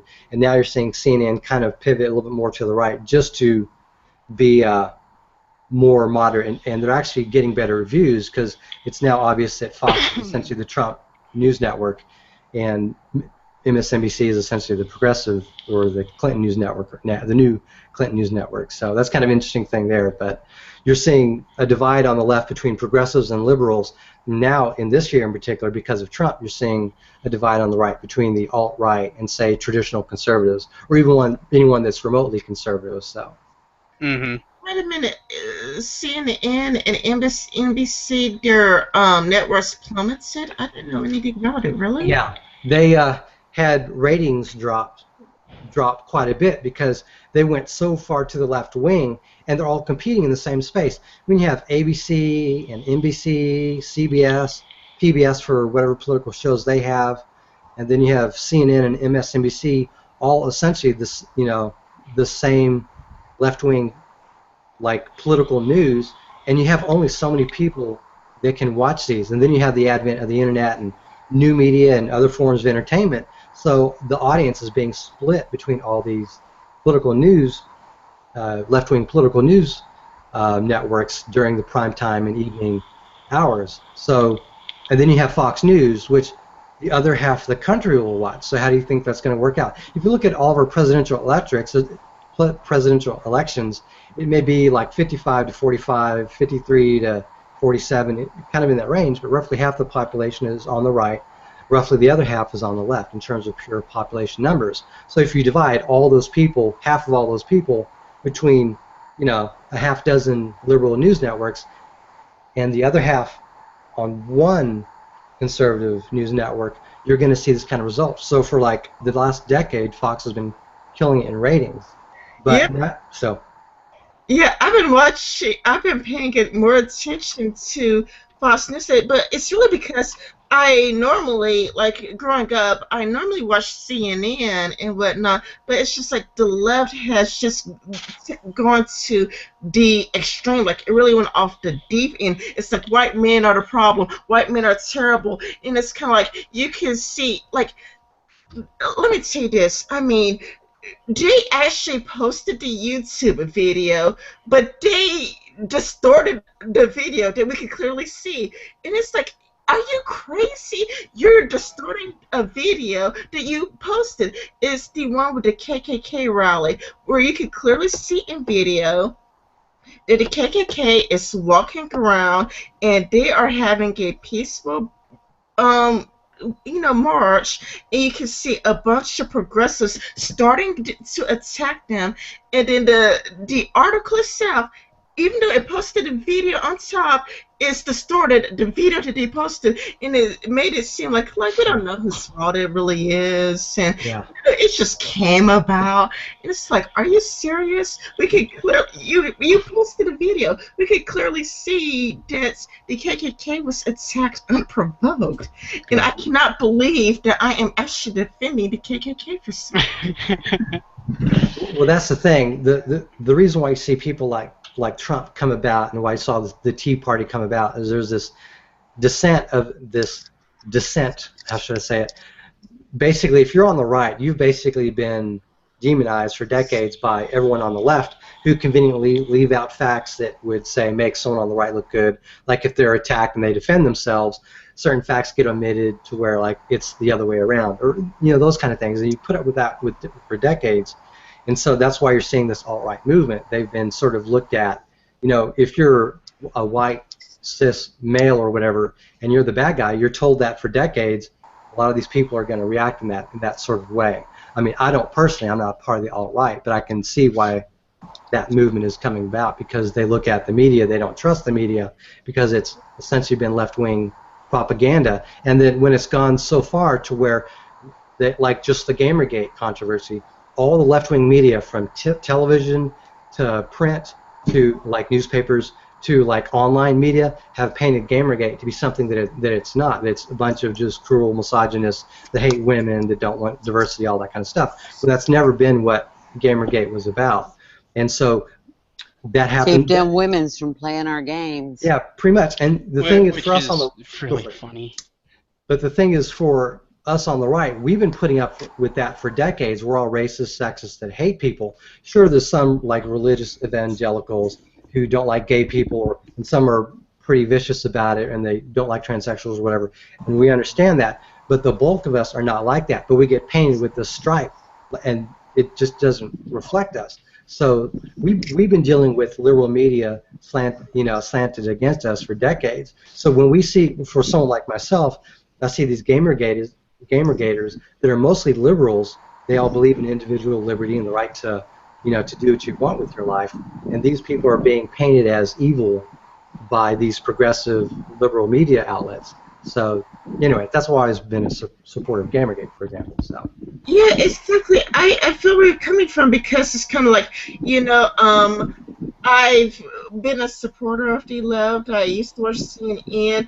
I voted for Obama twice. I definitely regret the second time I voted for him. And it's kind of like seeing the left being so far gone. It's kind of like I'm watching it getting crazier and crazier. That I find I have more in common with people on the right, like you. Like I find I have more in common with Republicans. And it's like I'm watching Fox News. I mean, well, I'm not watching it, but I'm reading their articles, and I'm following on Twitter, and they are making far more sense to me because I am libertarian, and it's kind of like their articles are making a lot more sense because they're not as crazy as the left. The left is like white man this, white man that. I mean, it's kind of like it's like The Guardian, Slate, Salon, BuzzFeed. It's all about race. It's obsessed with race, and anything is like sexist against women. Like I'll give you two. All this thing is sexist against women to the point where Fox News just seems so. It seems censored. It seems control. So my general rule is that if you're going to watch like Fox News or MSC or CNN, try to watch all three and sort of cycle between them. Like if you're into watching cable news at night, try to cycle between those because you'll get enough of the information to get a more full story than if you listen to one or the other. So like I've never personally advocated someone only watch Fox News or just watch CNN or just NBC.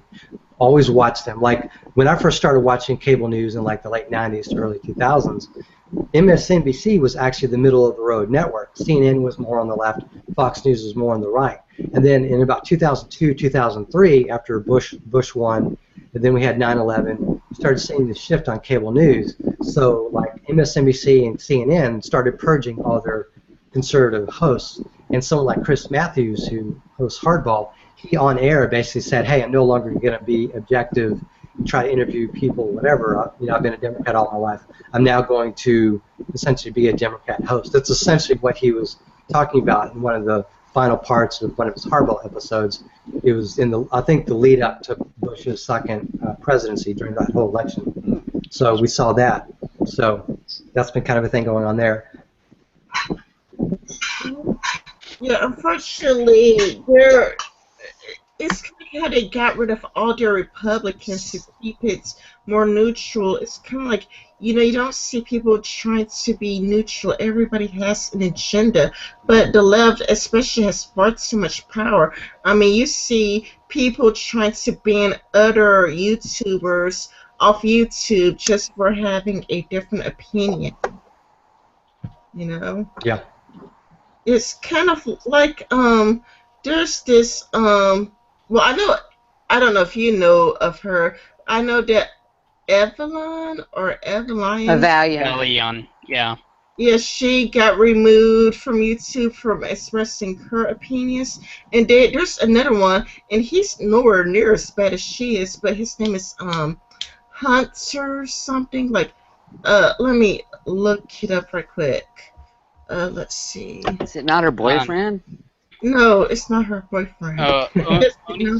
Onisun and Leafy were the two that kind of called out Evalion and basically said, oh, look at this super racist Nazi girl who espouses gas the kikes and all of this other shit. Go and report all of her videos. And they basically used their much larger audiences as basically a walking zombie botnet to report her videos and get her YouTube channel taken down. Which, despite the fact that I don't agree with her viewpoints and the things that she's espousing for the most part, I still don't think that she should have had her channel taken down. If she's not inciting violence. Yeah, I agree with you. If she's not inciting violence, there's no reason. I mean, even if we disagree with her, so. Yeah, and on top of that, I also feel that there is also the issue of YouTube being a private company and doing whatever the hell it wants with its own private platforms, which I kind of feel like is a separate it's a separate issue because you're talking about a private entity versus a public governmental institution. I mean, yeah, there are certain standards of free speech that should be espoused, but I kind of have a hard time wagging my finger at YouTube and Google for basically doing what they want on a private platform. That being said, I do think that social media platforms should have a commitment to freedom of speech and allowing people to espouse their views, especially when you have this risk of censorship and things like the whole Facebook kerfuffle that's, I guess, still going on because Facebook was accused of censoring conservative viewpoints, and I think that's kind of problematic when you're, as an advertising company, taking money to advertise and promote a specific Facebook page or a specific site on Facebook, and then trending down the topics that they're talking about or the articles that they post. I mean, that seems like a conflict of interest there.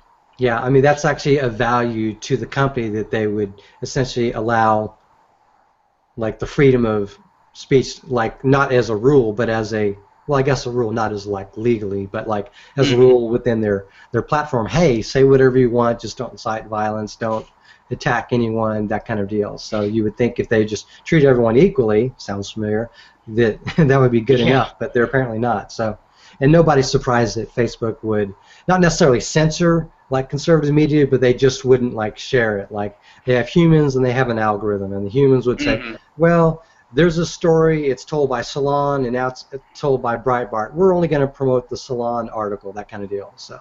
Yeah, that's kind of worrisome to me. I think it's better if you just let an algorithm unbiasedly handle what the promoted trending topics are, and let the ideas.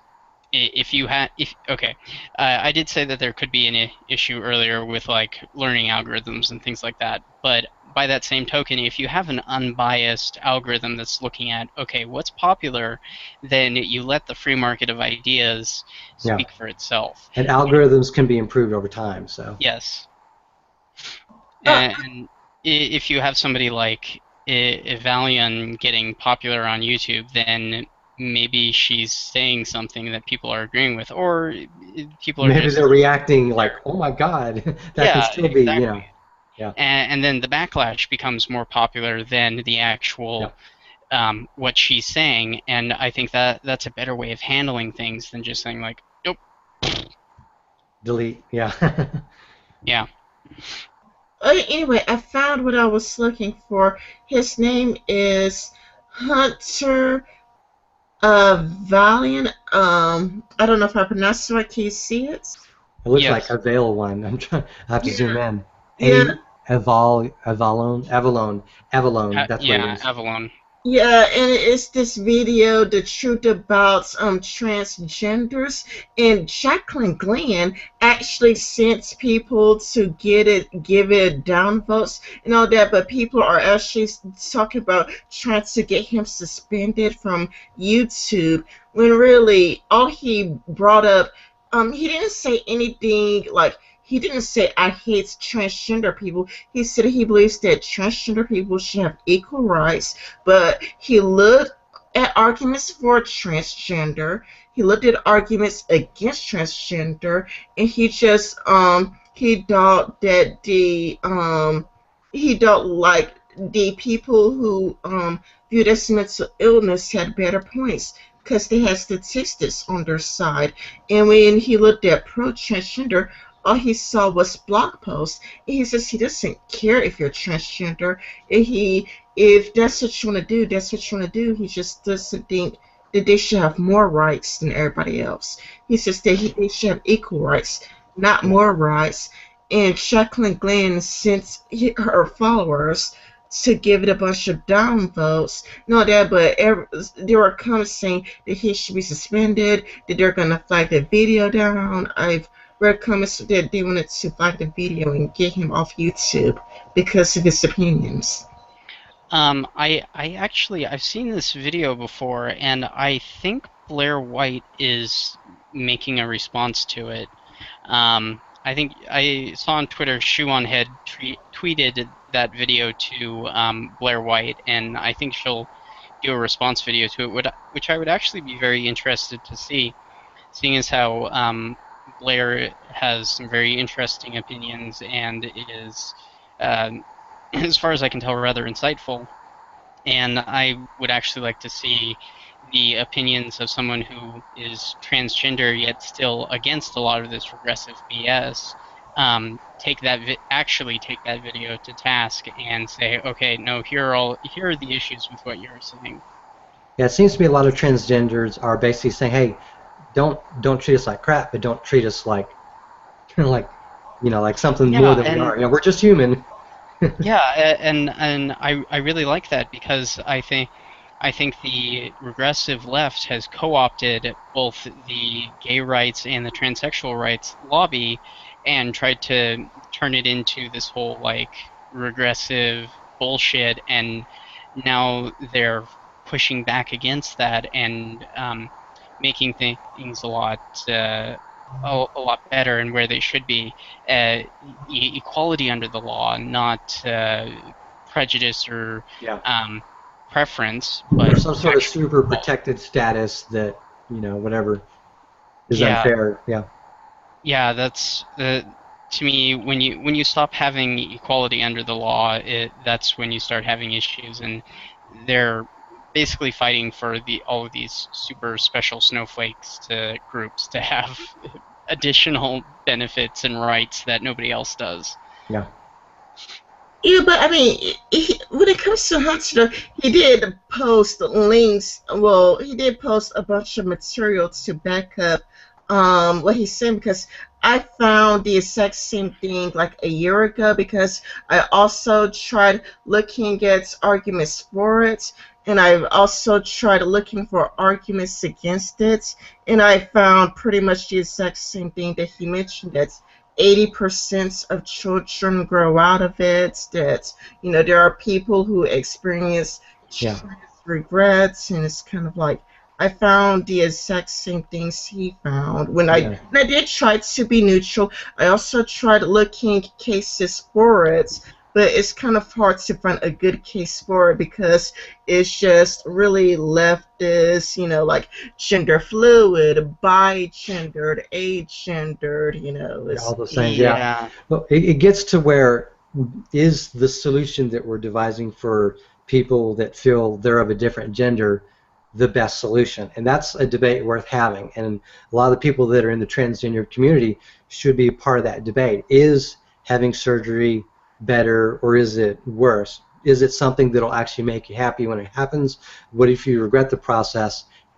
How well can you revert back? Because once you have the operation, having yet another operation to go back is probably problematic in its own way. So I mean, it's a significant and serious debate that has positive and negative consequences. So let's not harm people just for wanting to talk about it. Like apparently this guy, we have not seen the video, don't know anything about them, but if that's what it's about, let him post his opinion, you know, whatever. Well, one of the primary issues, like people are like, go kill yourself. He received a lot of comments telling him to kill himself, and people are trying to get this guy off YouTube based off his, you know, his views, but he actually showed, you know, research to back up what he's saying, and I found some of the exact same things.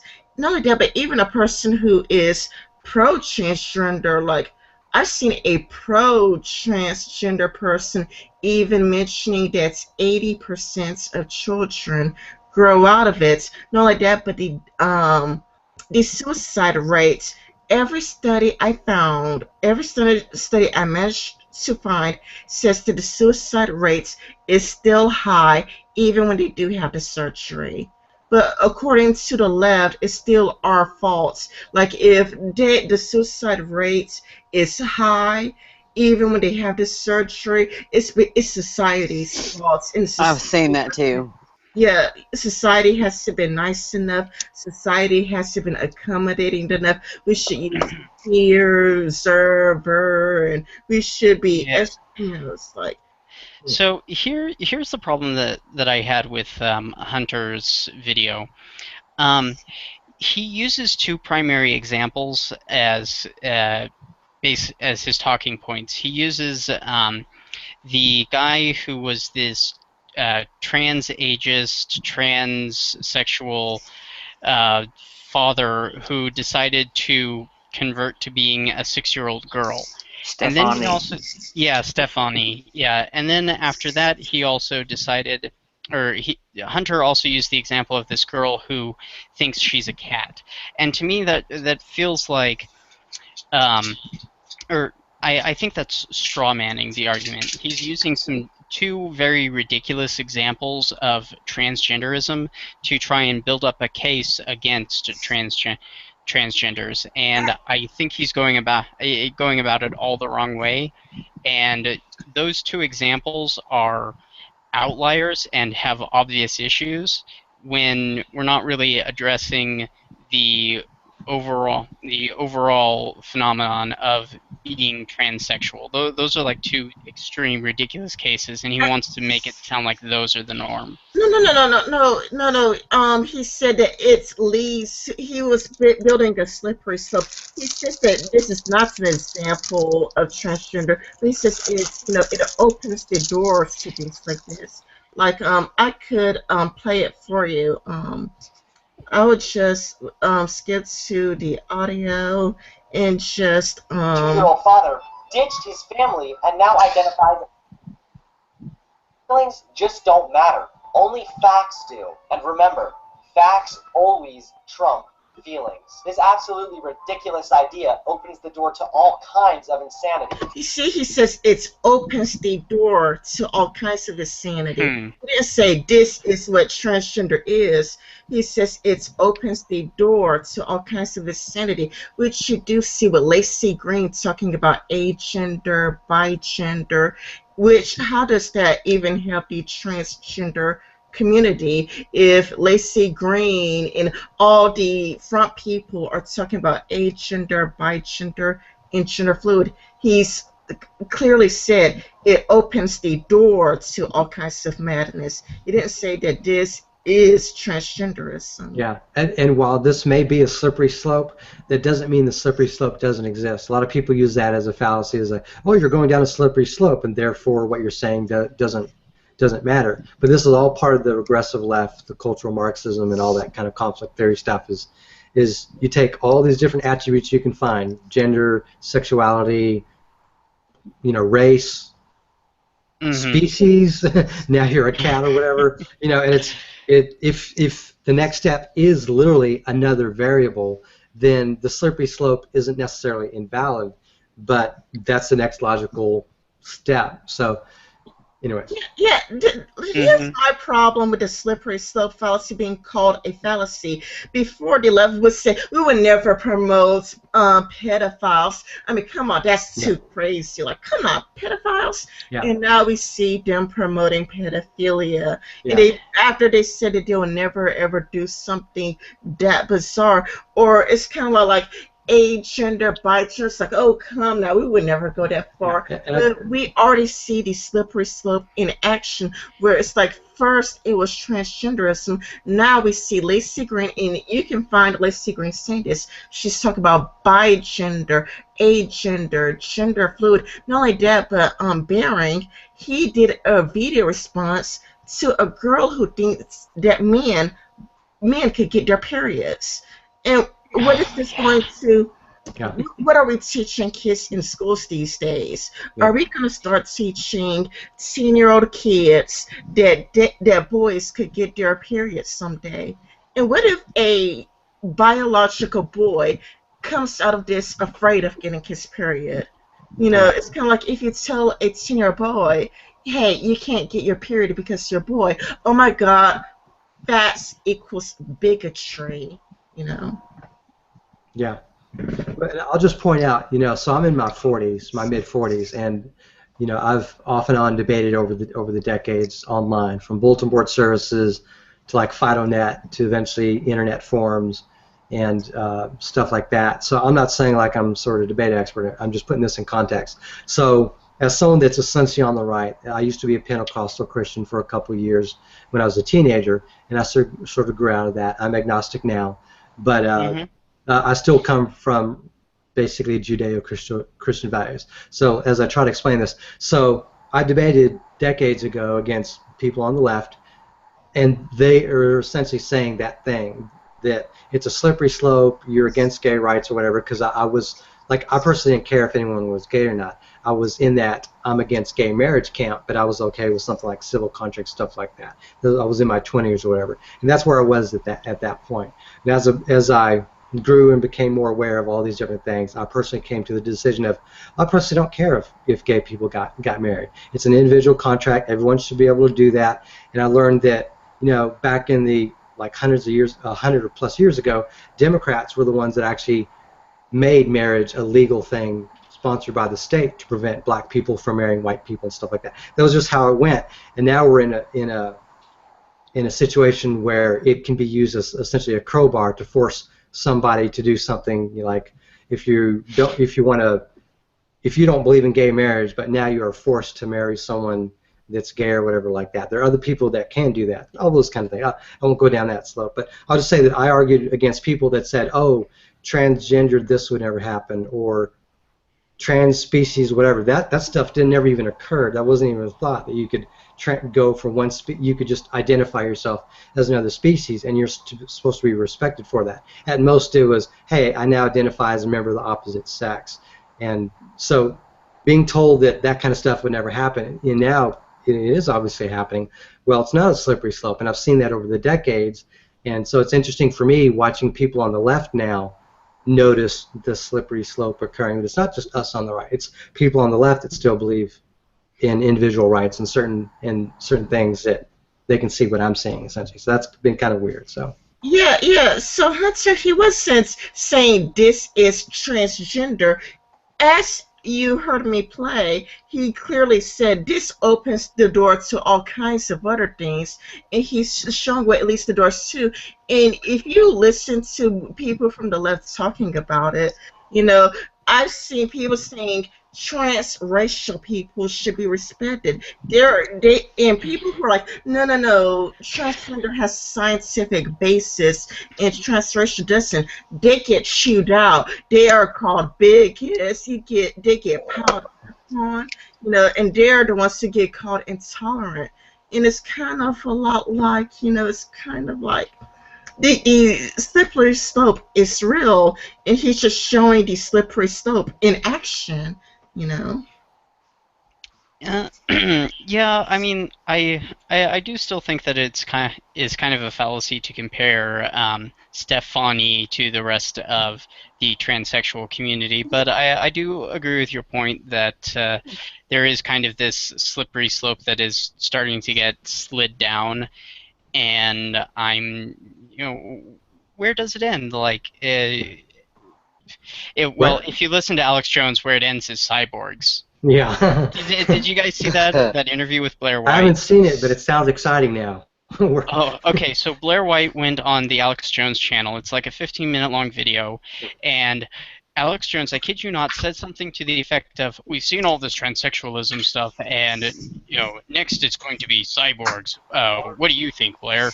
And Blair's response was perfect. She was like, "Well, I don't know anything about cyborgs, but what I can tell you is da-da-da," and then she made all of her points. Yeah. But it was just really weird to see Alex Jones sit there and try to, talk about cyborgs or some other bullshit when he's dealing with somebody who's trying to fight against the regressive left. Yeah, I'll say one thing I wanted to say is last week I was on a stream with the Becklov, I think that's how he says his name, but he had mentioned, he had joked about Alex Jones can see a conspiracy in a ham sandwich, and I have to agree with that. That seems to be what has occurred here. But I also want to agree with you, Anders, that I do agree that trans species and trans whatever the other stuff is not equivalent to transgender, and I certainly agree with you there, and so that's why it's a slippery slope and not equivalent. So I just want to say that I agree with you on that, because yeah, but he never compared the two. That it opens the doors to things like that. He never said that they were equivalent. He said it will open the doors to slippery slope here.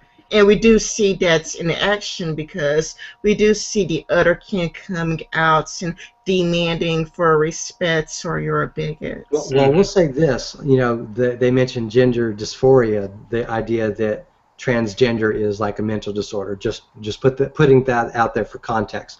There is no, as far as I know, mental disorder where people think they're another gender per se. I don't know if that's the case for race, maybe that is, but there is something called gender dysphoria, which has been classically viewed as a mental disorder when you identify as the wrong gender or something like that. So I almost wonder if this isn't the result of this conflict theory being almost taken advantage of, because you've set up all of these privileged groups. So now people who would not normally be part of those unprivileged groups are now sitting there thinking to themselves, well, I've got nothing else going for me, so why don't I become, a cross-dresser and say I'm transsexual and try to get brownie points for that?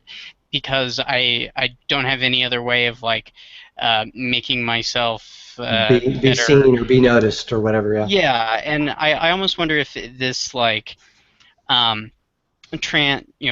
this idea of trenders isn't the result of all of this social justice warrior grievance politics coming to fruition and people taking advantage of it. Yeah, I believe that's the case. That they're just trying to find as many cultural variables as possible, like race, gender, etc., and making these just another thing that you can put along the progressive stack, you know, to find out where you fall within the oppression Olympics. And then, you know, if you're oppressed by all these people, then you can fight the power by dealing with that. You can punch up, and they of course can't punch down. And it's all part of that thing. So the more things we can find, the more genders we can create, the more trans this we can create, the more letters we can append to LGBTQ, etc., the better we can to build this world and try to eliminate all these words that offend people and build this weird conformity. And ultimately it's to break things down.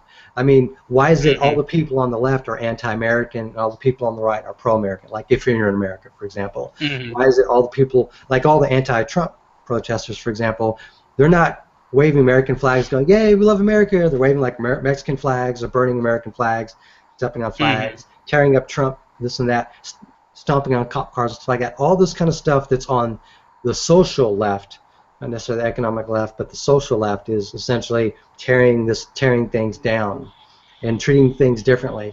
Affirmative action is an example of progressivism, and that's something that has come from the left, from an economic standpoint and a social standpoint. If someone's black, you got to treat them better than if they're white. If they're a girl or a woman, you got to treat them better than if they're a boy or a man. If they're young as opposed to old, middle, you know, an adult, you have to treat them better if they're young. If they're really old compared to someone that's middle, you know, all these different variables, and so they're just trying to do that to tear everything down. So. Yeah. Isn't it Richard Nixon, the very first person to come up with affirmative action, or the idea or concepts of it? It may have come around as policy at that time, but I believe it was like legislation for affirmative action was being suggested before then. But as far as I know, it was probably first started in the late 60s or early 70s under Nixon. That would be my guess. I don't know. Yeah. In regards to transsexualism and the whole like trans speciesism, transsexualism does have a biological basis. There is a medical condition such as the hermaphrodite or the intersex that has been recorded and documented throughout history, where a child will be born with both sets of genitalia, and normally one or the other will be underdeveloped but still somewhat present. So this is a real actual thing that has a biological basis, and there is some evidence to suggest that the transsexual brain, the truly transsexual brain, does operate somewhat differently from the standard brain of the sex that they biologically look like. Yeah, but many people who are transgender are not intersex. You know, they're not. This is true. Yeah, I think he's talking more that there is some like genetic diversity in the sense that, I mean, let's be real. There's some like men that are physically very muscular, naturally very super masculine naturally, and there's women that are very feminine naturally, and then there's, for example, some women that are fairly androgynous, some men that are fairly androgynous, and so there's that little bit of a spectrum there. Yeah. There are typically, you know, male and female. We are a sexually dimorphic species, et cetera, but there are the genetic abnormalities to some extent, Klinefelter syndrome, and there's like a handful of other sort of things. There's actually a condition where like a woman or someone that is like the chromosomes are, what is it, XY if they're physically a man, but you look at them and they have developed, you know, they have a vagina and boobs, and they've grown up, and they don't have any unusual testosterone levels, but genetically they are a man. And that's happened in the Olympics in 1996. There was a woman that genetically was a man, but by all accounts was, you look at her, she's just a muscular woman, but she's no different than any other muscular runner in that era. So we have do have these variations, which causes interesting debates, to say the least. So yeah. For the second point that I was going to bring up, the whole speciesism, I look at as kind of a corruption of the older shamanic practices, which I don't know if anyone else here has studied the various spiritualities and things like that, and I have for quite some time, and the whole like trans speciesism, like I'm a cat or I'm a wolf shit, that reminds me of a very corrupted and wholly misunderstanding of a lot of shamanic practices. Spirit where animals. You're talking, spirit animals and taking on the spirit of an animal and things like that. Like the Norse berserkers, they would take on the spirit of a bear or wear bear or wolf pelts into battle, and they would go through these ritualistic shamanic practices to kind of endow themselves with those spirits, if you will. And to me, it seems like a complete corruption of that traditional practice that has a very long history.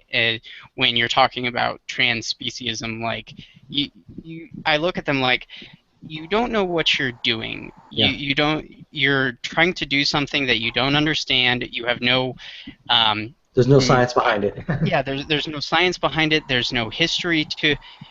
You've divorced it from its history, from its actual spiritual practices, and and keep in mind, these shamanic people, they didn't actually believe that they were literally turning into animals or things like that, but it was a spiritual practice, and it's very saddening to me to see that kind of spiritual practice, which I have healthy respect for, get corrupted like that. Yeah. Yeah, and I think that's all of this nonsense from the left. I would think that in my guess, I think it would hurt transgender people, but that's my guess. Because it's like a trans species and whatnot. I think that people would take transgenderism less seriously. I would think so. One thing I wanted to mention along this topic is the idea of choice. Okay, so we know that people can get brainwashed, for example. I done a search on Google, like how many people, like what percentage of people have mental disorders or something like that. And the answer was like 24% of all people have mental disorders at some point in their life. Maybe it's due to an incident that occurs, maybe it's a hormone imbalance or some sort of medical thing, who knows, whatever. But a lot of people do have mental issues and mental trauma at some point in their life. People can be brainwashed into like becoming some cult member that think they're going to go out in space. So it's plausible to think someone can think that they're another species or so on and so forth. But the same reason can also be, is like, I now believe I'm now attracted to this person, or I'm now attracted to that person. Now I'm attracted to this gender. Now I'm attracted to this race. So I'm not saying necessarily that, say, sexuality is a choice or a social contract per se. I'm not saying any of these things are necessarily one or the other, but it just seems that a lot of these things, like I believe I'm black today, and next week I believe I'm an Asian. The next week I'm 6'5". The next week I'm 4'3". Next week, these kind of things can happen. People can be convinced of something.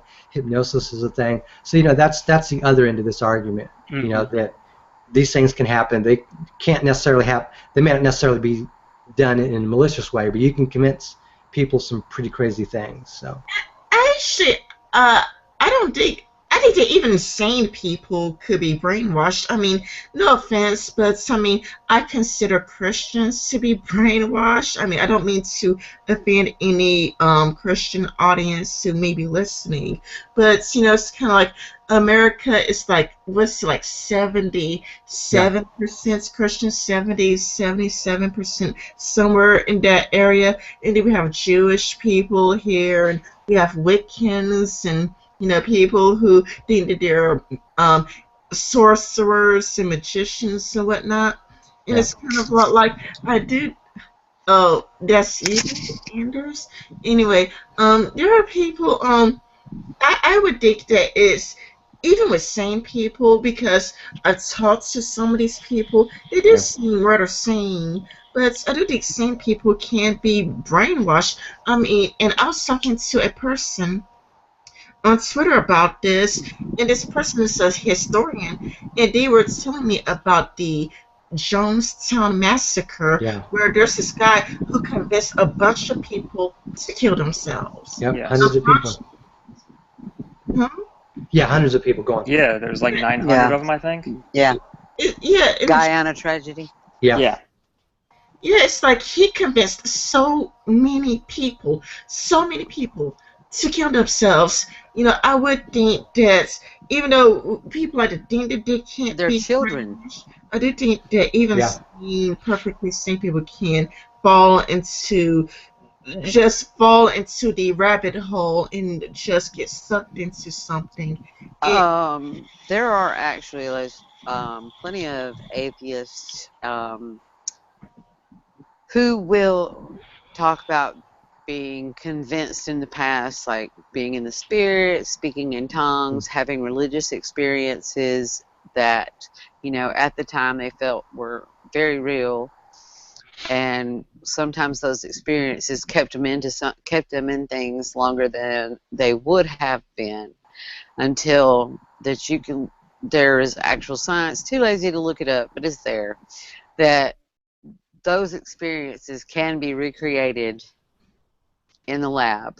And the best example that I've ever been able to come up with is music and the effect that has on, you know, you go to a concert or something like that, you get involved, whether it's a mosh pit, whether it's classical, it doesn't matter. If it's something that really moves you, people get in solidarity together, you know, you watch, and the same kind of thing happens in churches. And it's usually, if some people do it, a lot of other people start doing it, and they'll start saying, well, this must really be real because all these people are doing this. And it's just more of a domino effect of, I mean, and they don't necessarily classify it as brainwashing. It is just, I mean, it's actually kind of sort of a spiritual experience, but it's not. It can be recreated under the circumstances. You can play music at studies. You can play music at a certain rate. You can do this. You can do this. It's like lighting candles, burning incense, playing music of such and such a sort, and sitting down and meditating. You know, where you can take your mind. You can do that your own self. So imagine under the influence of a group of people, groupthink.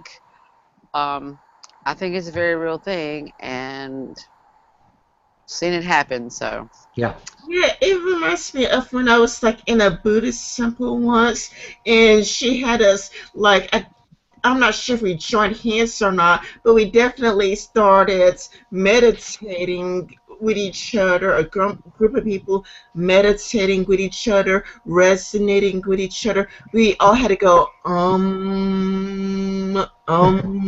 together, and it really does have a mental effect. Like you really begin to feel connected with all those strangers, and it just really has an effect on your head, you know, for some reason, you know. And I really do think that this type of thing can be recreated in various ways, because I really did feel something that time. By thinking of that, I imagine Sam Harris would probably be a good starting point in that, since he's big on meditation and an atheist and a neuroscientist. So there's all three pegs there together. So I'm sure that's something that he's probably studied, and he's even said, like with drugs and LSD and such, that he's tried, you know, and the experience that they've had with that, and loving his friend. Oh, I just love you.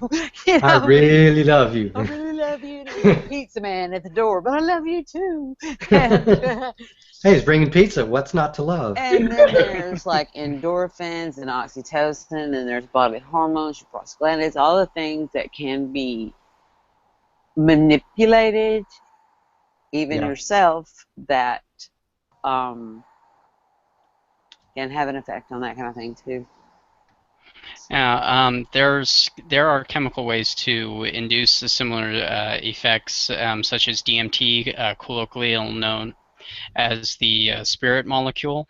There's also MDMA, and both of these chemicals have been shown to be effective in treating certain disorders such as PTSD and things like that. However, the research into it is somewhat limited because they're considered they're considered to be Schedule 1 drugs, and therefore the ability to actually research and see what the actual effects of these drugs are is very limited, even in a clinical setting.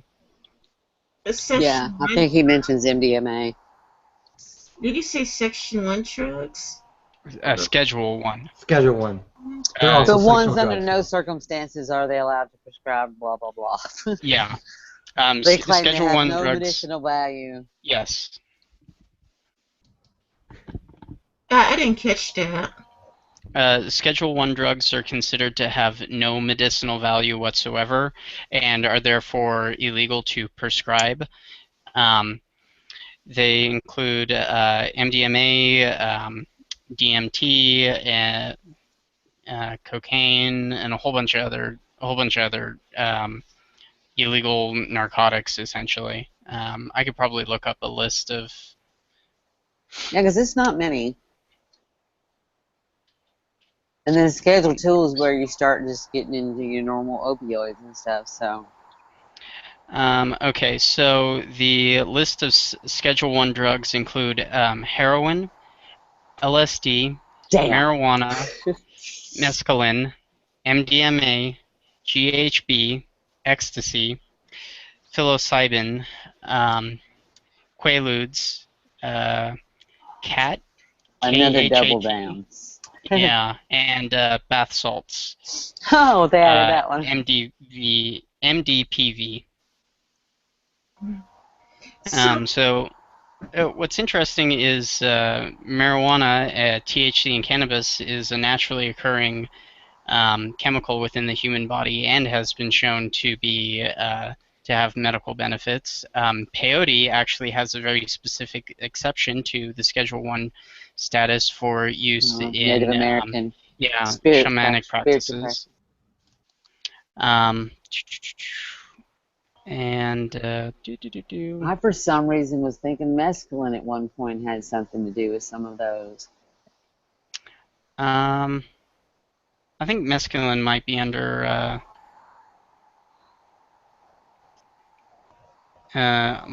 Schedule 1, or, well, not Schedule 1, but it might be under Schedule 2.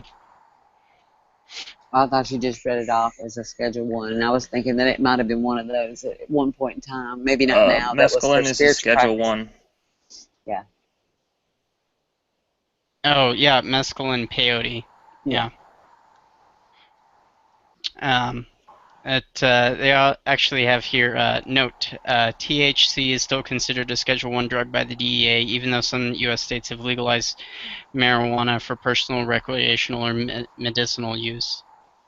Yeah, but, I mean, marijuana, it has been shown to have some medical benefits. Like, people who have cancer have been benefiting from it. Yes.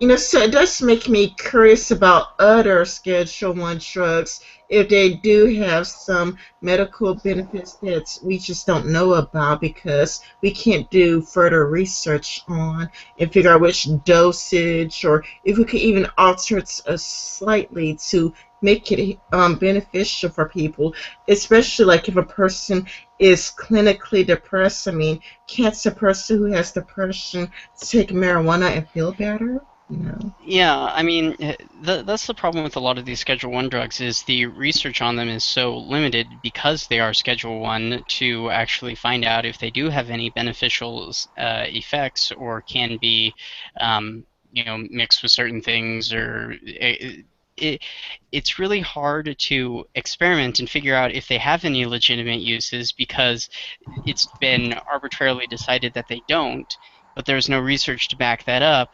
And but I now think a we lot can't of those do the decisions research. is based on their addiction properties. Yes and no. I mean, the marijuana has not been shown to be a particularly No, but I addictive. mean, a lot of them on Yeah. that Schedule 1 list, have, highly addictive properties, or at least the fear of the highly addictive properties. Yeah, and as you guys sort of mentioned, some of this is not just limited research, it's like old research from a long time ago, and Yeah. there's no impetus for the government to do new research on these things, really. Yeah, I mean, we're talking about research from the period where we were assuming that removing the baby's foreskin is a good way to cure masturbation. Like, oh, yeah. It's something that I found rather interesting, that this whole impetus for removing the foreskin started out as a cure for masturbation, and while I previously did not question foreskin removal, it's really that fact alone has made me question that whole practice. Yeah. And think, okay, maybe these men's rights advocate types who are rallying against it actually are actually saying something instead of just being hyperbolic. Yeah. Well, there's a lot of other like hype or information about it, like it'll minimize the chance for cancer and some other stuff that realistically just don't make sense. Well, yeah. Yesterday, I believe it was, yeah, I came across a page on Facebook. It's called, I think, Islamic female circumcision, something like that. Anyway, basically, it's a circumcision propaganda page in the context of it's promoting it in the context of Islam. However, it cites like these supposed medical benefits to both female and male circumcision, many of which sounded like total horse shit. Bless you. Like supposedly, female circumcision prevents throat cancer in her male partner. And, yeah. And, okay. Wait. And I organized a mass reporting of this, and Facebook's response was that it did not violate the terms of service for a page. At which point I decided that I was done with Facebook. Because that's bullshit. They were literally endorsing a female circumcision propaganda page. They weren't going to take it down. And so I said, fuck you, I'm done. One of the things that bothers me with feminism is that I've seen, in the talks of female circumcision, I saw a feminist paper saying, oh, feminism circumcision is bad, but, male circumcision, it's not really all that bad. It's nowhere near as bad as female circumcision. And, like a female circumcision, and they brought up the patriarchy and whatnot, and they really were arguing that male circumcision, not that bad, but female, genital mutilation, now that is bad. I looked up the email that I had gotten from them, and when you went through the little tree on the report, it says that mine, and that's for containing a credible threat of violence. Now, do you think that female circumcision contains a credible threat of violence? I do. I would think it would make you more violent. What? You just did what to me? Yeah. And the page, too, was also trying to say, I think that was from the Islamic perspective. Platty's more on this than I was yesterday. Mine's old stuff when I ran it last year. But that they didn't really, that all they did was remove the hood to make sex more enjoyable for the female. Yeah. Which is not true. That is like propaganda to make you think that it's okay. They did not do stuff under Islam to make it more enjoyable for the female. They fix it so you won't stray because you won't enjoy it, is been my forever understanding from most people that speak about it, that have had it done, that no, they didn't do it. So like, oh, we're just going to do this little bit right here. You're really going to like this little tweak we got going here. I don't hear people rallying to that one. Yeah, it's kind of interesting to look at the history of circumcision on males and females and kind of see that there just doesn't seem to be a scientific backing for it in any way, shape, or form. I mean, not well, to... it's in the Bible, and if you're going to cut it with a rock, and then the rabbi's going to suck the blood off the penis of the infant, I draw the line. Yep. Because there are still Orthodox sects that practice that, the sucking of the blood. Which, I don't know how that's legal, but, United States, religion is untouchable. What is it, Hasidic Jews? It's one of the branches of Judaism that still practices the sucking to stop the bleeding. The ones with the curls and where the... I don't know, I'd have to look it up. They don't cut the sides of the hair. Yeah, I think it's the Orthodox sect will still do that. So it's a religious practice, remember, Platty? It's a religious practice. It's a religious practice. Any kind of retarded thing you want to, and claim it's your religious practice, and by God, you can have at it and demand your rights. And I still hadn't come up with anything good, but I'm taking suggestions. In my Twitter at any time.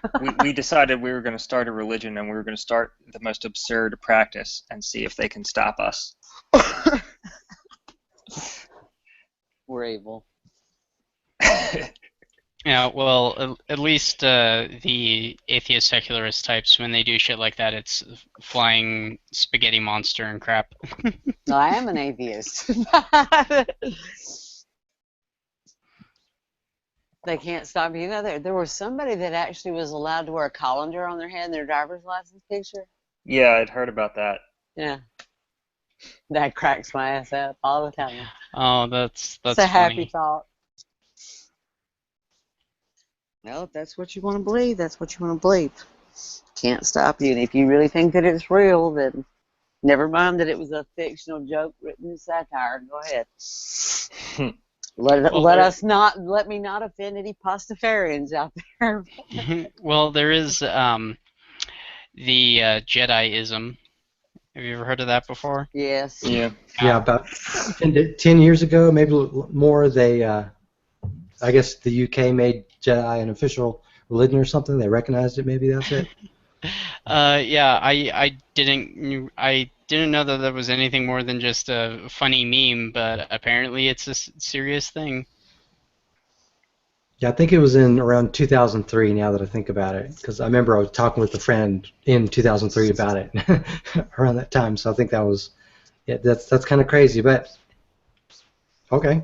That was probably, come on, people take their stuff seriously, so their comic books and games and fictional characters and whatnot, so they're just taking it one more step further. And maybe that also was one of those things where, look, I can invent something too. What you gonna do? Can you stop me? Yeah, I had learned more about it in a rather extended podcast on Logic Tree's channel, and it was actually very interesting. It was more meditation and taking care of yourself and staying fit than a religious wackery or anything like that. So I thought it was rather interesting. We could all join Alan Moore. He's crazy. Okay, I'm in. Yeah.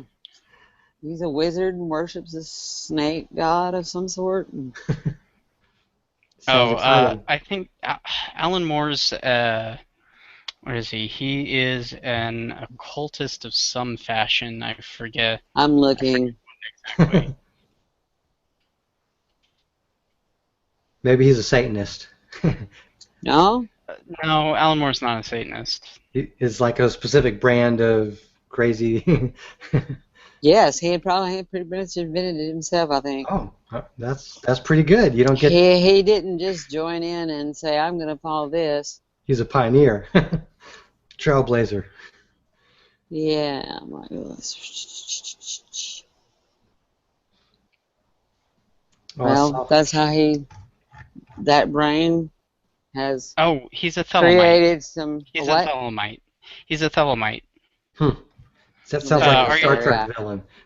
Are you familiar with Aleister ceremonial Crowley? magician. Are you familiar with Aleister Crowley at all? Yes.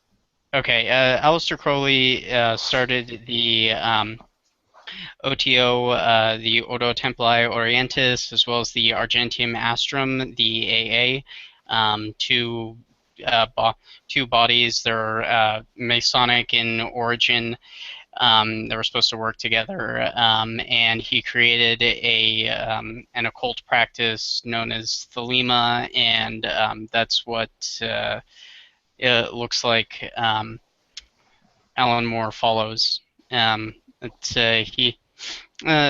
lot of that stuff, if you're interested in occultism or anything like that, Aleister Crowley is kind of the progenitor of modern occultism. Although Gardner, one of his students, is probably a little bit more well known and is responsible for Wiccanism, or Wicca. Glycon. It's the Roman Glycon is Glycon, yes. Roman snake god, to primary deity, the ancient Roman snake god Glycon. Yeah. So it's still funny. I was reading through down like the Wikipedia page where he said that he wrote from a character in From Hell. The one place gods inarguably exist is in the human mind. And after I wrote that, I realized I'd accidentally made a true statement, and now I'd have to rearrange my entire life around it. The only thing that seemed to be really appropriate was to become a magician. Well, he's not wrong in that regard. No, he's not. Well, I had a friend who I used to debate online against. I want to say in the late '90s, but he would say that he's a humanist, but the way he defined humanism was humans are gods. I am therefore a god. That's why I'm a humanist.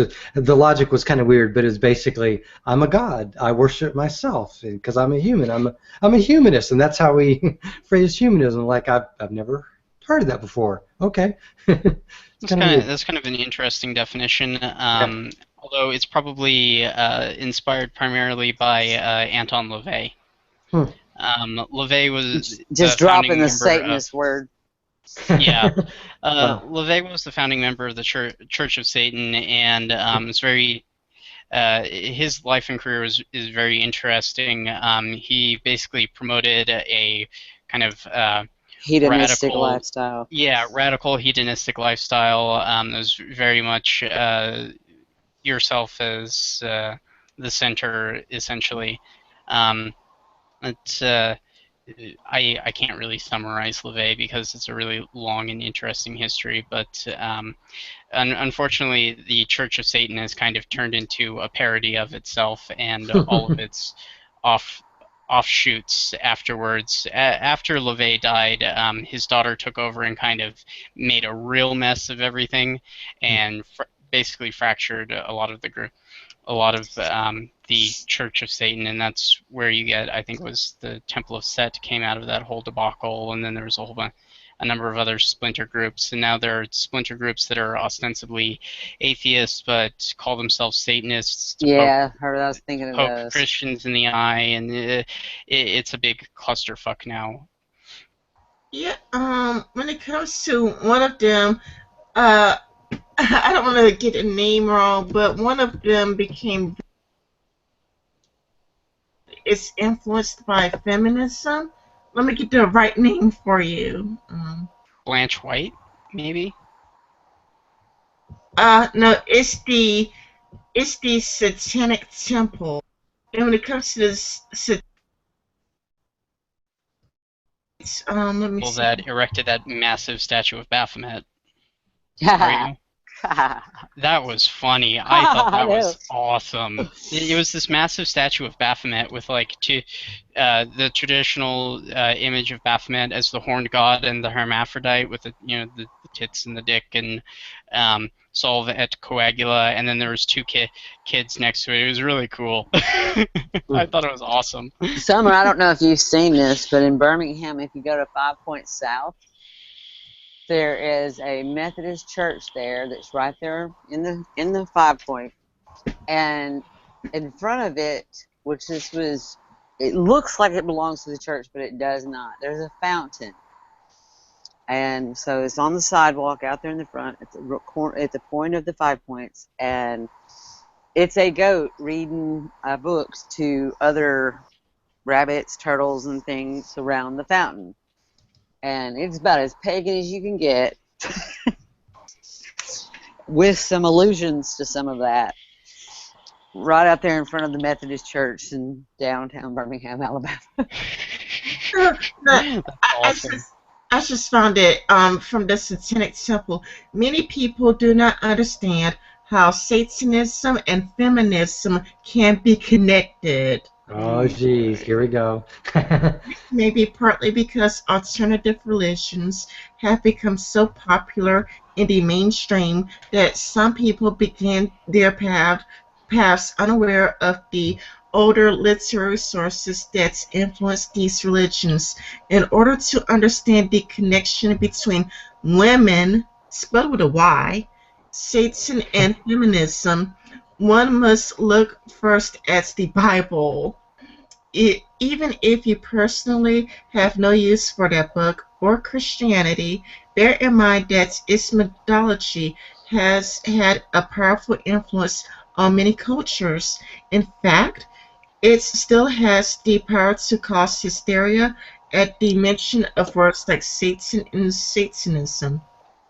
Even among most scholarly of individuals, and its use of women as a symbol of evil has unfortunately had a powerful reach into our present times. The fact that equal pay for women. Oh no. Oh, here we go. You're gonna have to. Where did you find this? What is it called? It's the Satanic Temple, page 2. The fact that equal pay for women is even in question should be enough to convince you that the feeling personally empowered and focusing on our goddess energy is not enough to overcome the societal legacy of biblical misogyny. Now I'm going to solve the women with Y. I knew this is what it was, but I was double checking this.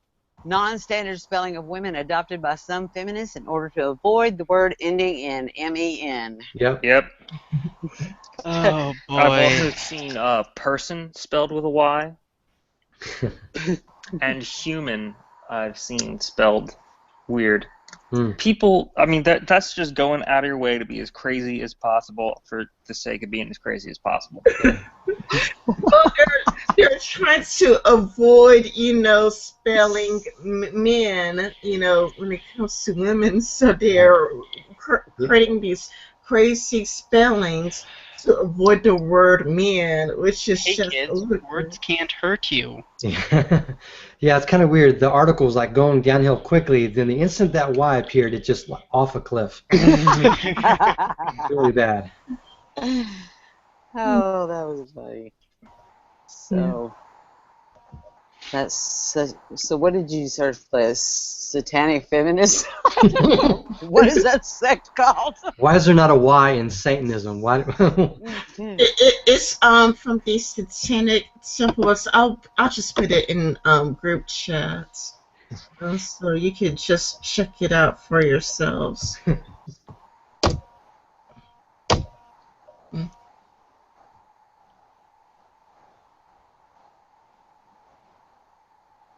Words to live by, or not. I'm getting a Beavis and Butthead laugh going here over that. Oh shit.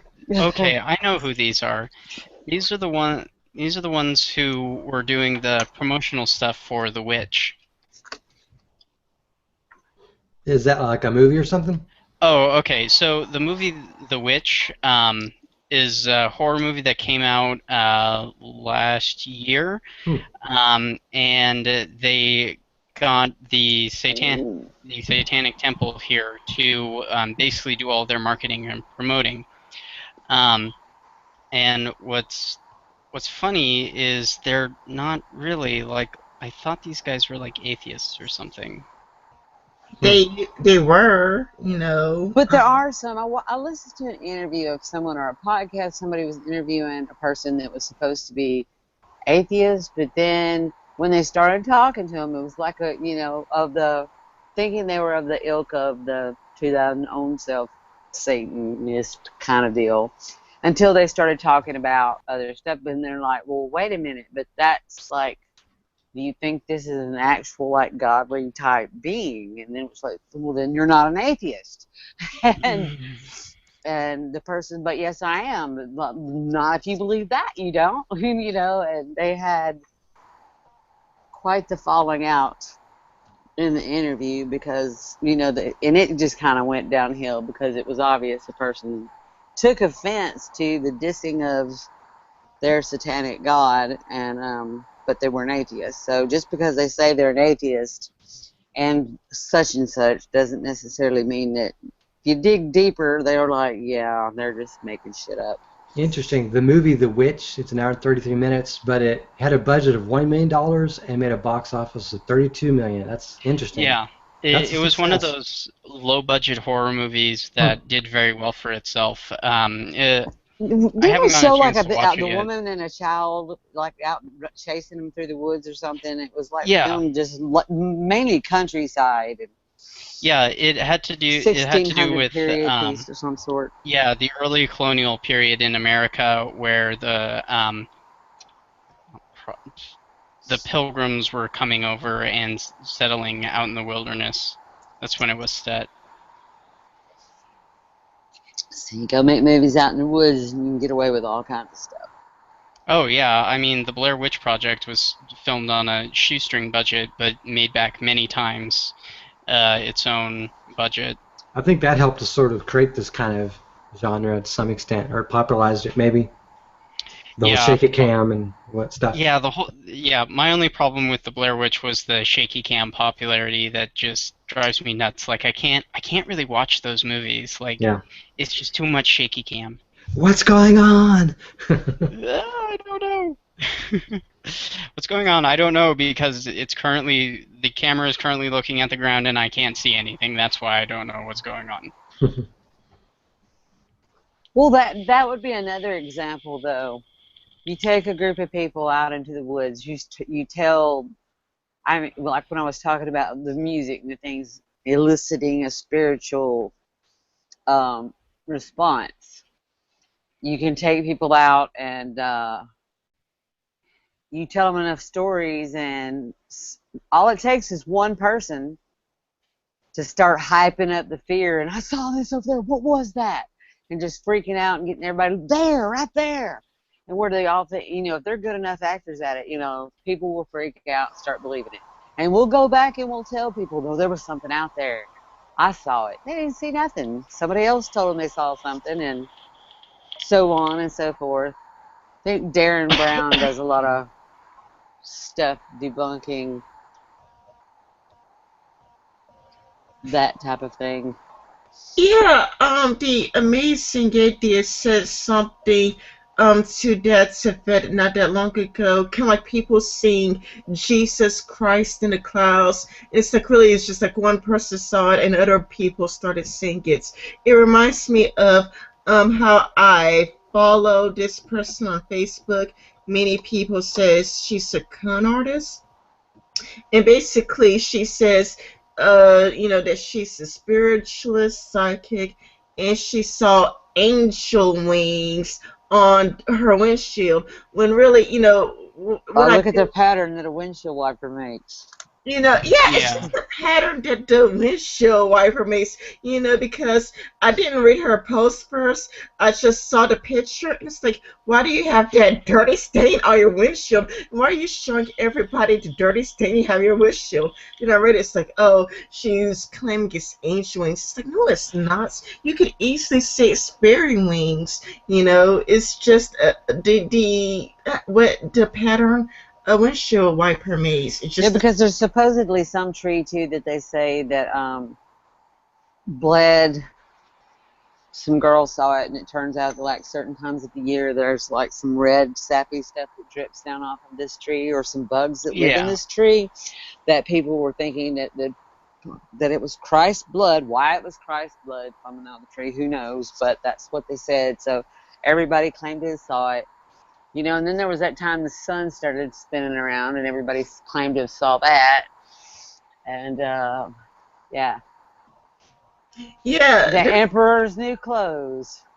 Yeah, there's a power in that where one person sees something and then everybody else started to see the exact same thing, when really you wouldn't really, if that person wasn't there, you probably wouldn't notice, you know.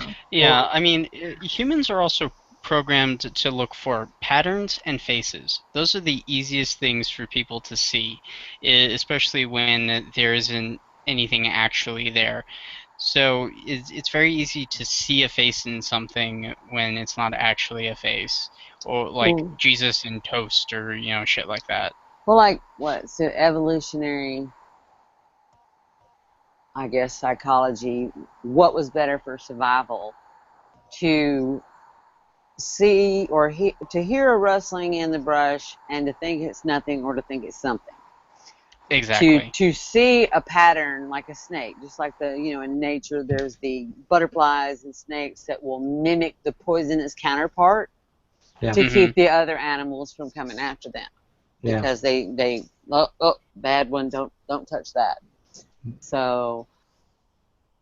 And humans will actually look at the stars and see constellations, that kind of stuff. So humans will do that too. To point out a pattern, and now we still got them, and it's like, and how did you get that with something?